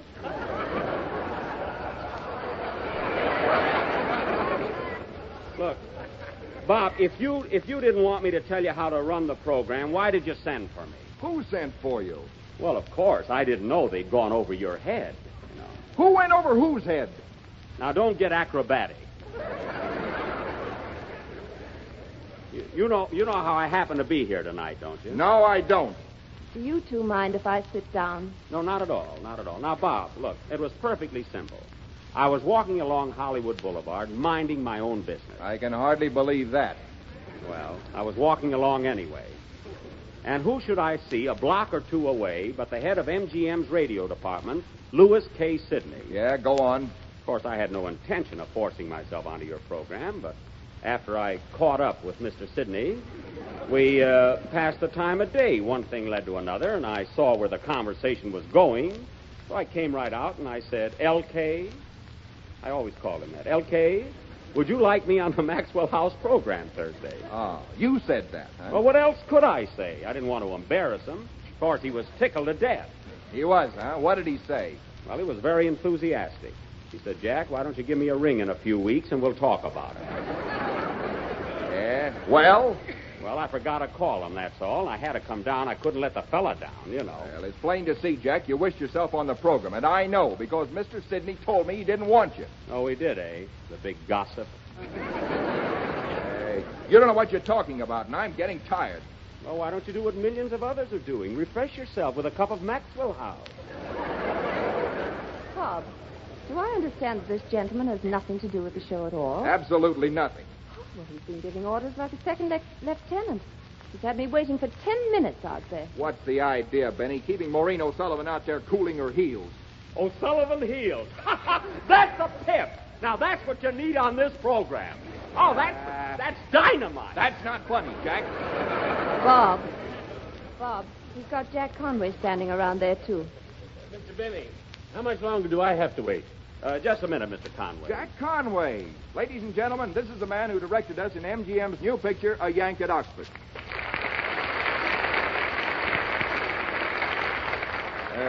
Jack, Maureen, I'm terribly sorry if you've come here under a misapprehension. Oh, I don't mind, Bob. As a matter of fact, this is probably the best chance I'll ever have to pay a tribute to a man I've admired for a long time. He's one of the nicest people and the best directors in all entertainment world. Take a bow, Jack. Well, thanks, Maureen. I really... Sit down, Benny. She means Jack Conway. Well, you've got to admit it was a natural mistake. Two Jakes here. By the way, Mr. Conway, if I may make a suggestion, I don't want to butt in or anything, but if I had anything to do with directing that picture, I would certainly have gone to England for the locale. Hey, what's the matter with you? We were in England for 3 months. Well, then you should have made the picture while you were there. We did. Well, then I'm right. You see, Bob, how I'm helping your program? I don't know what you fellas want anyway. Well, I don't know what you want, Bob, but I'd like to have everybody know how proud I am of the Yank at Oxford. I think you, Maureen, and Lionel Barrymore gave wonderful performances. In fact, I'm proud and grateful to everyone in the cast, especially those fine English players who helped us so much. It was a pleasure to work with all of you. The Yank at Oxford is the first picture to come from MGM's new studio in England, and I'm happy that I was the director chosen to make it. Thank you. Well, thanks, Jack. There's nothing I can add to that. Thanks for coming up here, and thank you, too, Maureen.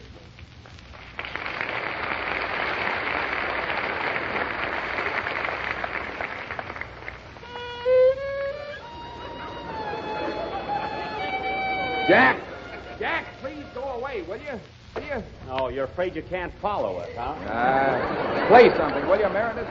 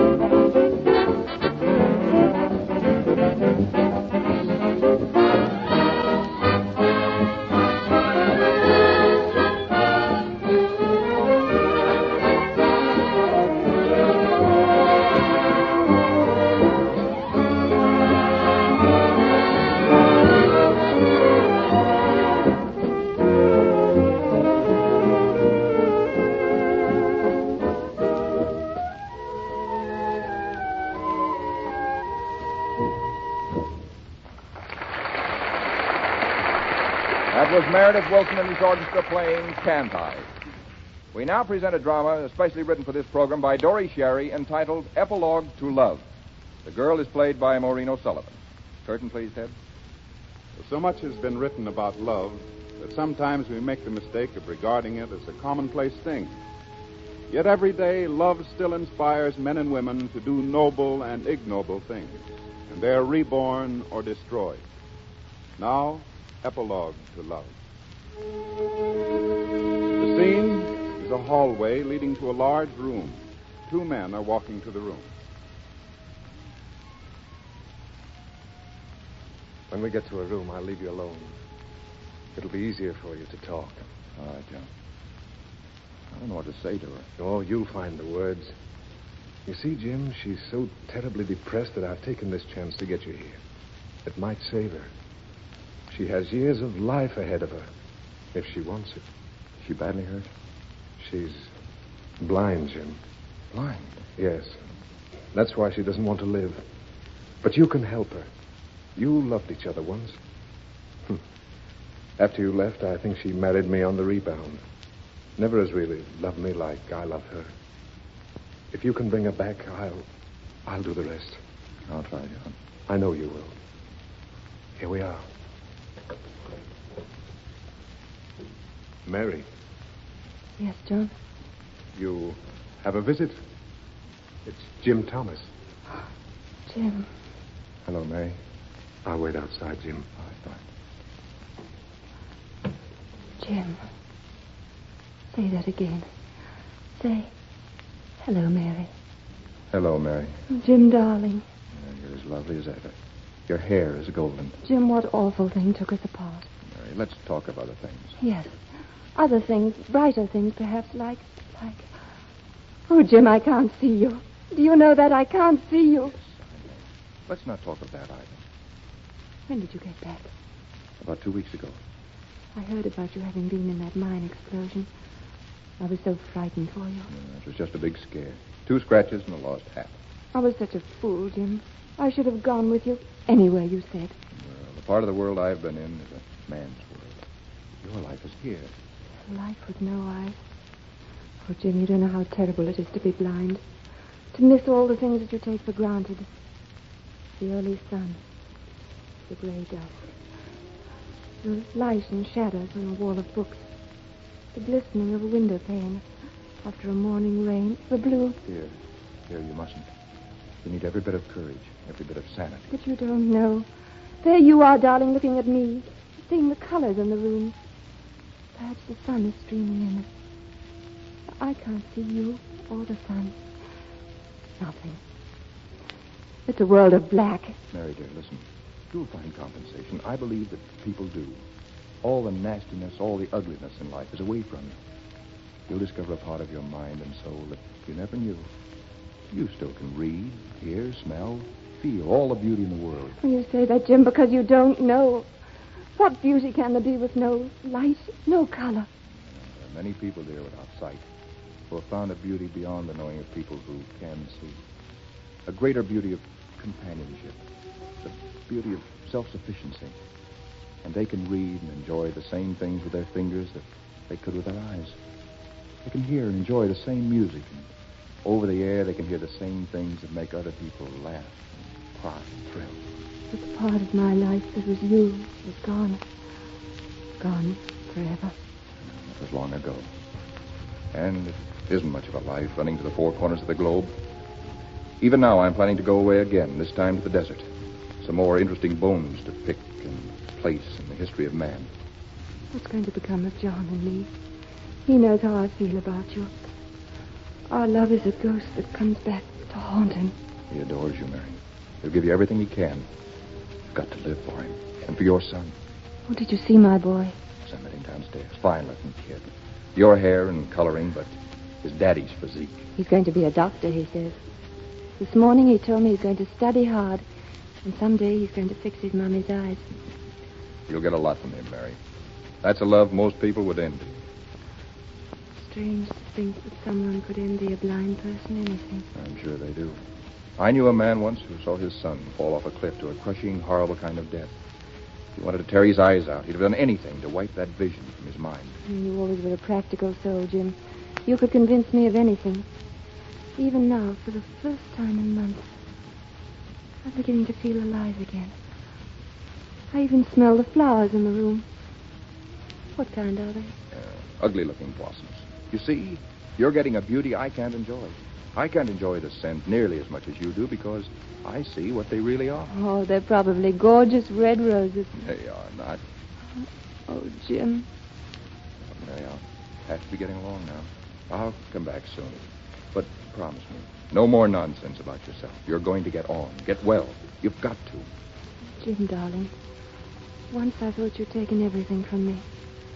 But today, coming here, you've given it all back. I'm so grateful. I'm going to remember you as you are right now. Your face full of new hope. The sun glistening on your hair. Please, Mary, keep that way. I promise. Goodbye, Mary. Goodbye, Jim. That's odd, isn't it, Jim? We opened a chapter today with you so simply saying, "Hello, Mary." And now it's closed with a simple goodbye, Mary. I hope it's a new chapter for you. Goodbye, Mary.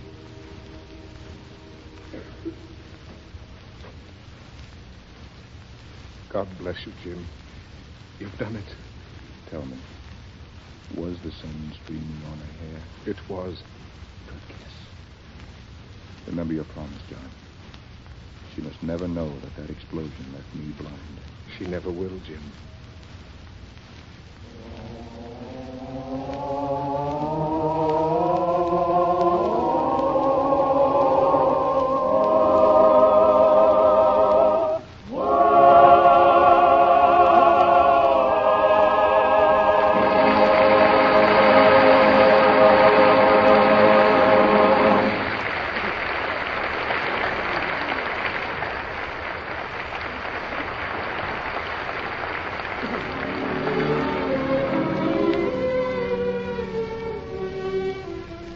I've a very strange feeling I've never felt before. 'Tis a kind of a grind of depression. My heart's acting strangely, it feels rather sore. At least it gives me that impression. My pulse has beat madly without any cause. Believe me, I'm turning ill cruelly. I'm gay without cause and sad without cause. My spirits are truly unruly. Oh, I'm falling in love with someone again. I'm falling in love with someone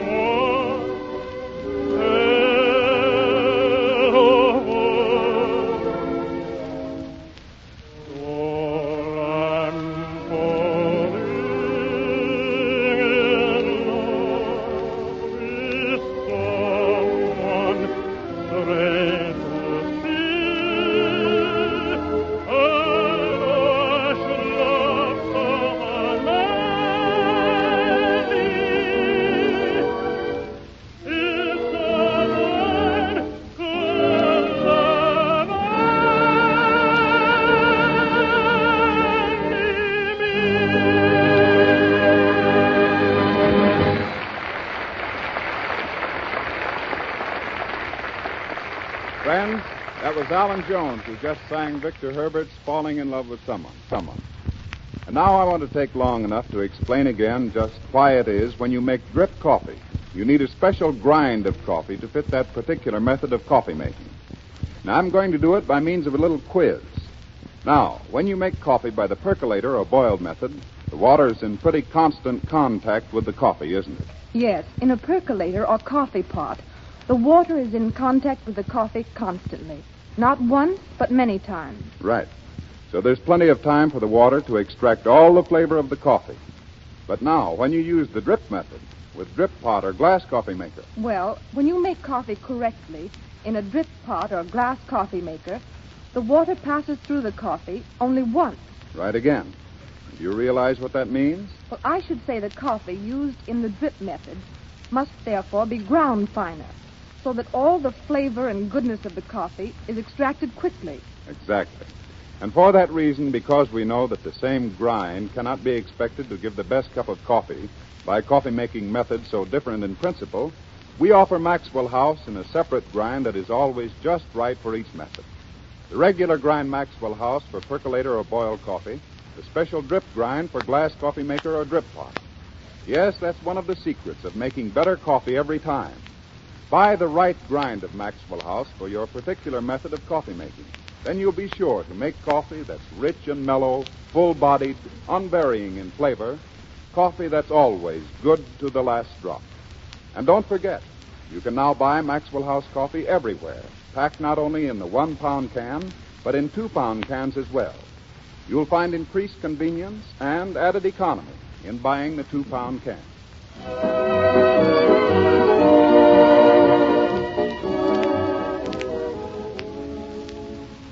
And now, ladies and gentlemen... Say, Bob. Yes, what is it, Meredith?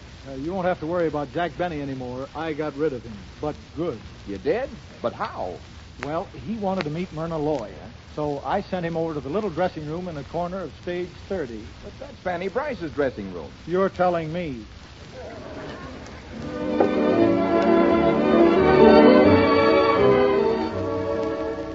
I saw you last night, and I'm in the mood, fellow. Oh, Mozette. Yes, Miss Bryce? Tonight I'm expecting nobody. I'm strictly relaxing. One must rest the bones, ain't it? Quick, Mozette, the door. Ask the name first. If it's a man, ask the name later. Oh, Miss Loy. Oh, Myrna. Well, blow me down and shiver my timbers if it ain't Jack Benny. Well, either I'm in the wrong dressing room or Miss Loy has been seeing too much of Schlepperman.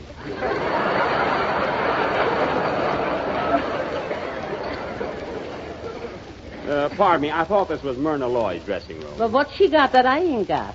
Well, she... Don't tell me. Won't you sit down, I hope? Look, I'll be back later. I must see Myrna Loy before she gets away. I want her for my leading lady in my next picture. I imagine she'll be quite thrilled. Why not? I saw you in your last picture, artists and models, and now you are Casanova. Vive la France! Well, yeah, I thought I was at my best in that picture.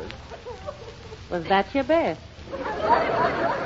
Well, I might have sliced a little. A little tight. Well, look, yes, thank you. But look at Bob Taylor.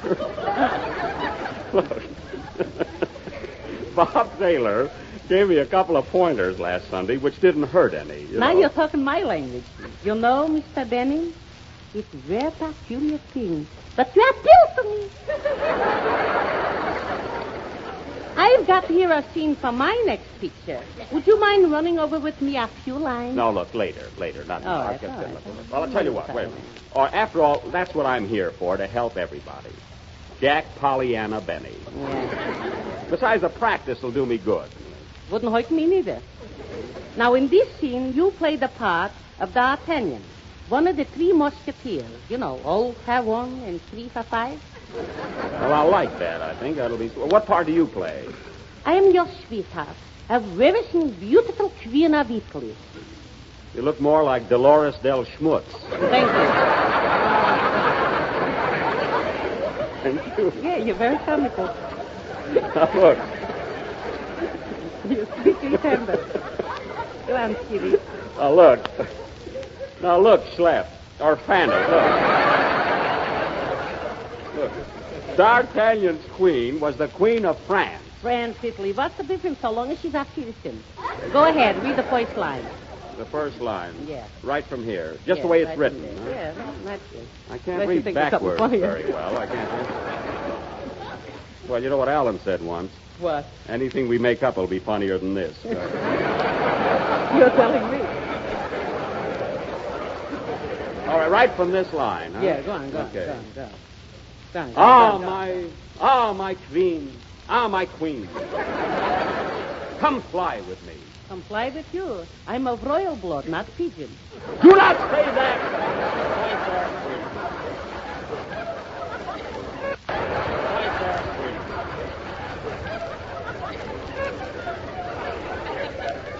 Remember you loved me when I won the Battle of Orange. Now you got 5 to go. 5 to go. Yes, sure. Strawberry. Oh, yes. See, Don Wilson will love you for that. You think so? Yeah. And now comes the big love scene. You crush me in your arms like a little pushy willow. And then, come on, take me on. Mary's up. It's okay. Huh? Mary's not living. Okay. Yeah. Okay. Wait. Well, how? How, yes. Look, first you put your arms around me, one arm like this. If Fred Allen is listening, I'll die. Then you put the other arm around me like this. Like this? Like that. Now you're holding me closer. I can still breathe. Now look me in the eye. Which one? It's a good one. This is no time for technicalities. Now you got your 2 arms around me. Well, what do I do next? Send for Phil Harris. Fine thing. I'm going to look for Myrna Law.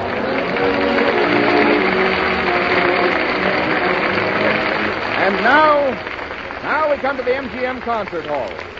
Meredith, what have we for the concert hall tonight? Or has Jack Benny canceled it altogether? No, Bob. He decided to let it stand approximately as we had it. We're continuing with famous melodies that everyone knows and loves. And tonight's selection is Fosselli's Serenade.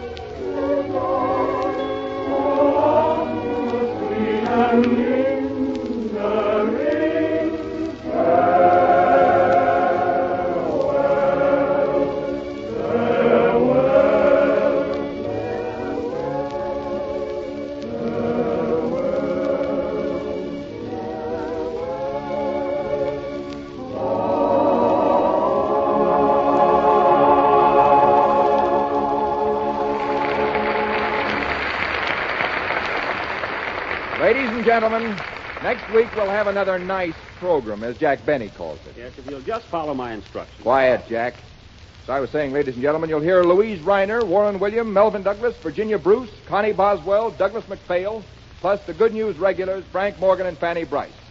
Your ticket of admission is just your loyalty to Maxwell House Coffee. So be sure you'll listen in again next Thursday. And in the meantime, go to the movies and enjoy yourself. Well, Jack, it was grand having you here. Really our privilege. Well, I hope I've helped you. Yes, I think it was smart of us to ignore you, don't you? That was the last insult on the 16th program of the Good News of 1938 series. And I will be back on my own program next Sunday where I'm loved.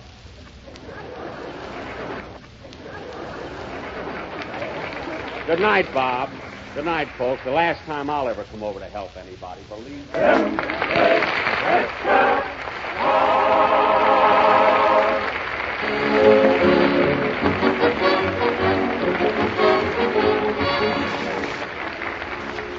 Always and Always is from the Joan Crawford Spencer Tracy picture Mannequin. Thanks for the Memory is from the big broadcast of 1938. This is Ted Pearson saying good night and good luck for the makers of Maxwell House, the coffee that's always good to the last drop.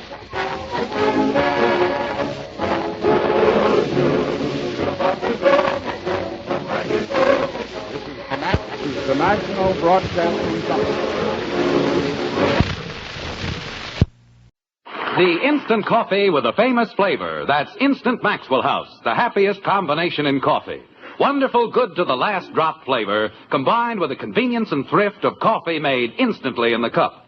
So easy, no pot, no grounds. So thrifty, saves you real money compared to ordinary coffee. So truly good, pure roaster fresh flavor. Try Instant Maxwell House, the instant coffee with a famous flavor. Instantly good to the last drop. Thanks for listening to HOJO Radio. More classic old-time radio coming your way next. Ladies and gentlemen, the secret word tonight is shoe. S-H-O-E. Really? You bet your life.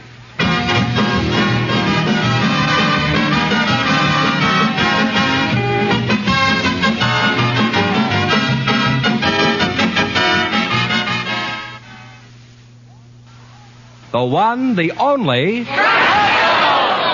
Just a second, I'll see if he's here. Oh, that's me, Groucho Marx.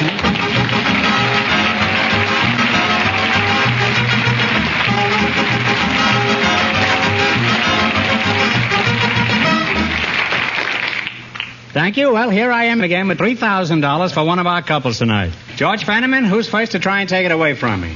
We invited some expectant fathers and some baby nurses to the show tonight. You did? Just before we went on the air, the audience selected Mr. Frank Sullivan and Miss Margaret Lindsay. Folks, meet Groucho Marx. Welcome.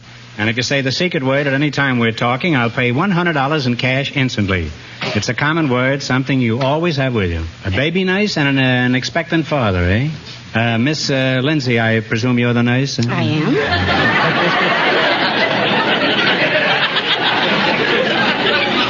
Where are you from, Margaret? I was born in Johnstown, Pennsylvania. During the flood? Before, after the flood. Well, a lot of water's gone over the dam since then. If you pardon the expression. How long have you been a baby nurse? I mean, how long have you been a nurse, baby? About 18 or 20 years. Mm-hmm. How many babies have you had, Margaret? Oh, hundreds of them. About 300 a year. How long have you been married? About 40 years? I'm not married. I trust that's the proper explanation for that. You've taken care of 300-400 babies? Yes. Mm-hmm. Mr. Frank Sullivan, huh? Yes. You're an expectant father, huh? That's right. What are you expecting? A baby. I didn't think you were expecting a kangaroo, Frank. I mean, are you expecting a boy or a girl? A boy. A boy, huh? How do you know it'll be a boy? Friends in Washington? Sooner or later, it'll be a boy. When is this boy going to arrive, Frank? Any minute. Well, what are you doing here? Why aren't you over at the hospital making life miserable for everybody down there? The doctor told me to get out of there and stop cluttering the place up. So I asked him if I could come over here and make some money to pay for the baby. Fine baby. He's not even born yet. Already he's putting the bee on the old man for money. Now, Miss Lindsay, as a baby nurse, just what do you do? Well, we take the baby and the mother home and get the formula from the doctor, go home and see that the mother and the baby are taken care of, and Who cook takes them. care of the father? Well, if necessary, I would. You give him his bottle, you mean? Yes.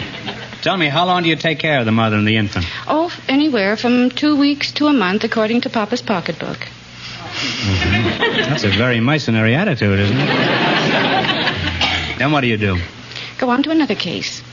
Well, I guess a job like that calls for a lot of changes, huh, Margaret? Yes, it does. When are you expecting your next baby, Margaret? Monday. Is that so? Congratulations, huh? You're much calmer than the expectant father over here. What kind of work do you do, Mr. Sullivan? I drive a cab and I sell physiotherapy equipment. In the cab? It all depends. If the doctor gets in the cab and I get a chance to sell it to him, I will. But I drive the cab first, and then I sell physiotherapy equipment in the afternoon. Have you had any news yet about the kid? No. Well, stick around. Gabriel Heat will be on soon. How long have you been married, Frank? A little over a year. How'd you meet your wife? I met her at Big Bear when I was on leave from the Air Forces. I went to a dance up there. How were you, a pilot? Yes. She had a ribbon on. She was a beautiful girl. Just a ribbon? No shoes or anything? She had shoes and everything on.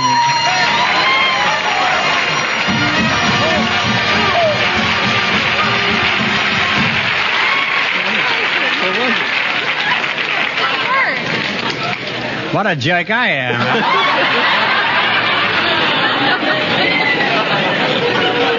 I had to throw you in the shoes there. Oh, no, that's me this time. I don't get a nickel, huh? Well, you just made yourself $100, Pop. Congratulations. Now, where were we when you threw that shoe at me? So, what happened?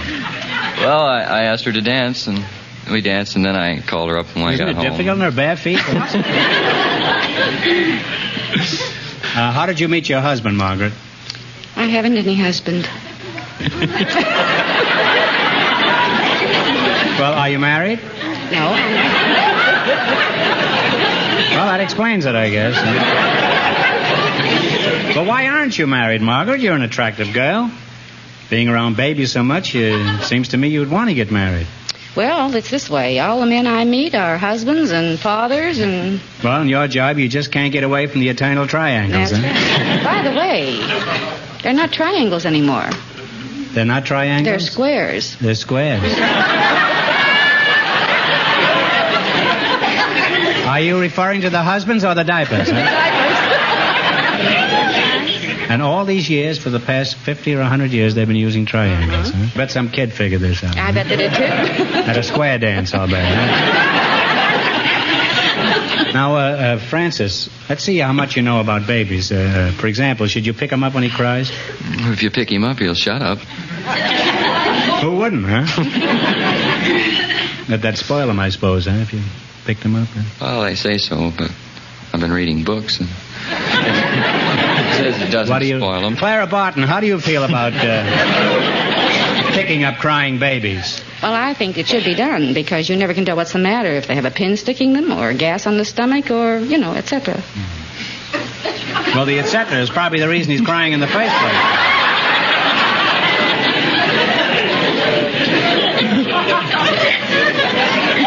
I had gas on the stomach last week. I was at a filling station and the pump fell on me.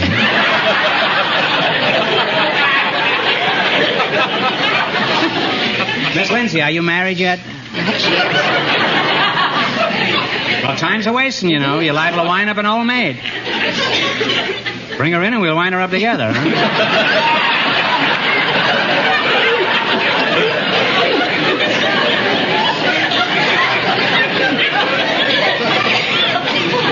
Well, you've been an interesting couple, and I hope you'll both be very happy.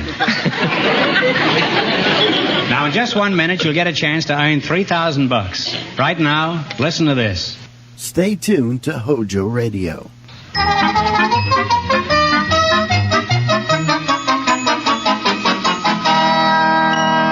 All right, now you're going to play You Bet Your Life for $3,000. Fenneman, bring our expectant father and the baby nurse up to date on the rules. Each of our 3 couples has $20. They bet as much of that 20 as they want on each of 4 questions. The couple that earns the most money gets a chance at the $3,000 question at the end of the program. Our other 2 couples are in a waiting room off stage, so they don't know what's happening out here. What question category did you select? Songs about New York. Is that right? Mm-hmm.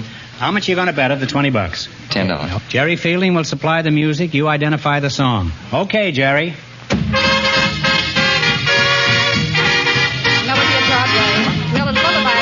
Lullaby at Broadway is right. And they're on their way. They have $30. All right, you're going for $3,000 tonight. Remember, that's the big prize now. How much of your $30 you going to try? 15. Talk right up now. Talk 15. right up. Oh, 15. I'd rather have 20, but... Come to some decision between. 20. Huh? 20. Has the kid come yet? Not yet. All right, $20. What's the title of this New York song? 42nd Street. 42nd Street. They're really climbing. They have $50 now. Why, you're climbing your way up. Here's your third question. You have $50. How much are you going to try? 40. $40, huh? Play, Jerry. Give my regards to Broadway. Broadway. Now they're up to $90, Groucho. All right, you've crept up to $90. Now, how much are you going to try this time? We've decided 80. Are you married yet, Margaret? No.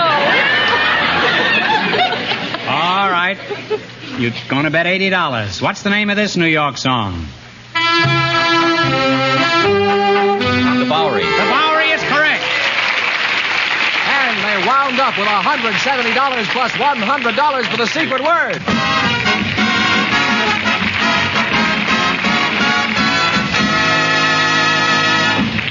Thanks and good luck. Stick around now. You're still in the running for the big question. Groucho, our next couple, has been in a waiting room off stage, so they don't know the secret word is shoe. Perhaps they'll say it. Just before we went on the air, our studio audience selected a fix-it man and a housewife. And here they are, Mr. Fred Smith and Mrs. Helen Blair meet Groucho Marx. Folks, we're happy to have you here. And if you say the secret word at any time we're talking, we'll pay you $100 immediately. It's a common word, something you always have with you. Let's see, a fix-it man and a housewife. Mrs. Helen Blair? That's right. How large a family do you have? I have one child. One child, huh? And what does your husband do for a living? He's a fuller brush man. Front door or back, huh? Now, Mrs. Blair, when something starts falling apart at the seams around your house, how do you get it repaired? Well, my husband... Your husband is falling apart at the seams? No, he even fixed my... Tonight he had to fix my shoes before I...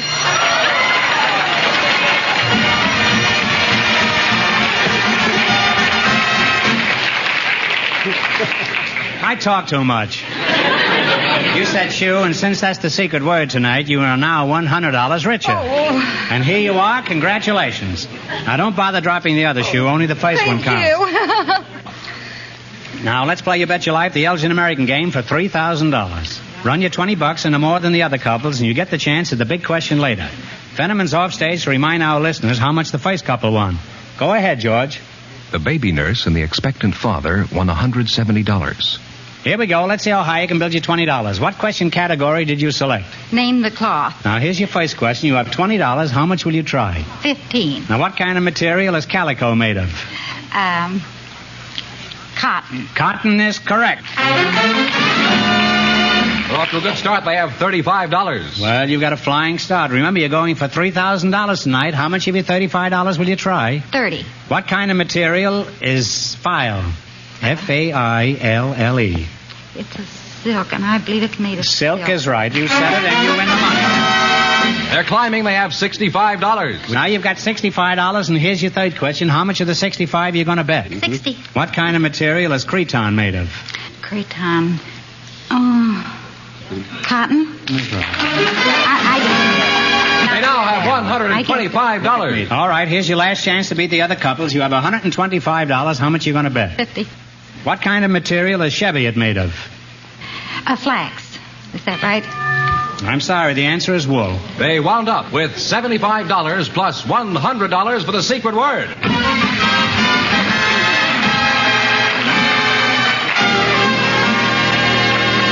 Now, in just 1 minute, our last couple will play You Bet Your Life, and then we'll know who gets the $3,000 question.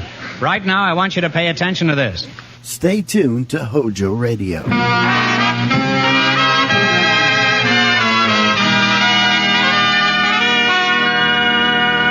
Now then, we'll soon know who's going to earn the most money and get the chance at the $3,000 question. George, who's leading so far? Well, the expectant father and the baby nurse are leading with $170. And here's our final couple about to come from their waiting room off stage. They don't know the secret word is shoe. We invited some switchboard operators and some hotel detectives to the show tonight. And just before we went on the air, our studio audience selected operator Matty Weldy and Detective Bob Lowe. And here they are. Folks, meet Groucho Marx. Welcome. If you say the secret word at any time we're talking, I'll pay $100 in cash instantly. It's a common word, something you always have with you. Miss Matty Weldy, is that right? That's right. You're a switchboard operator? Yes, I am. Where are you from, Matty? I'm from Iceland. Iceland? That's right. Looks pretty hot to be from Iceland. Don't be too short.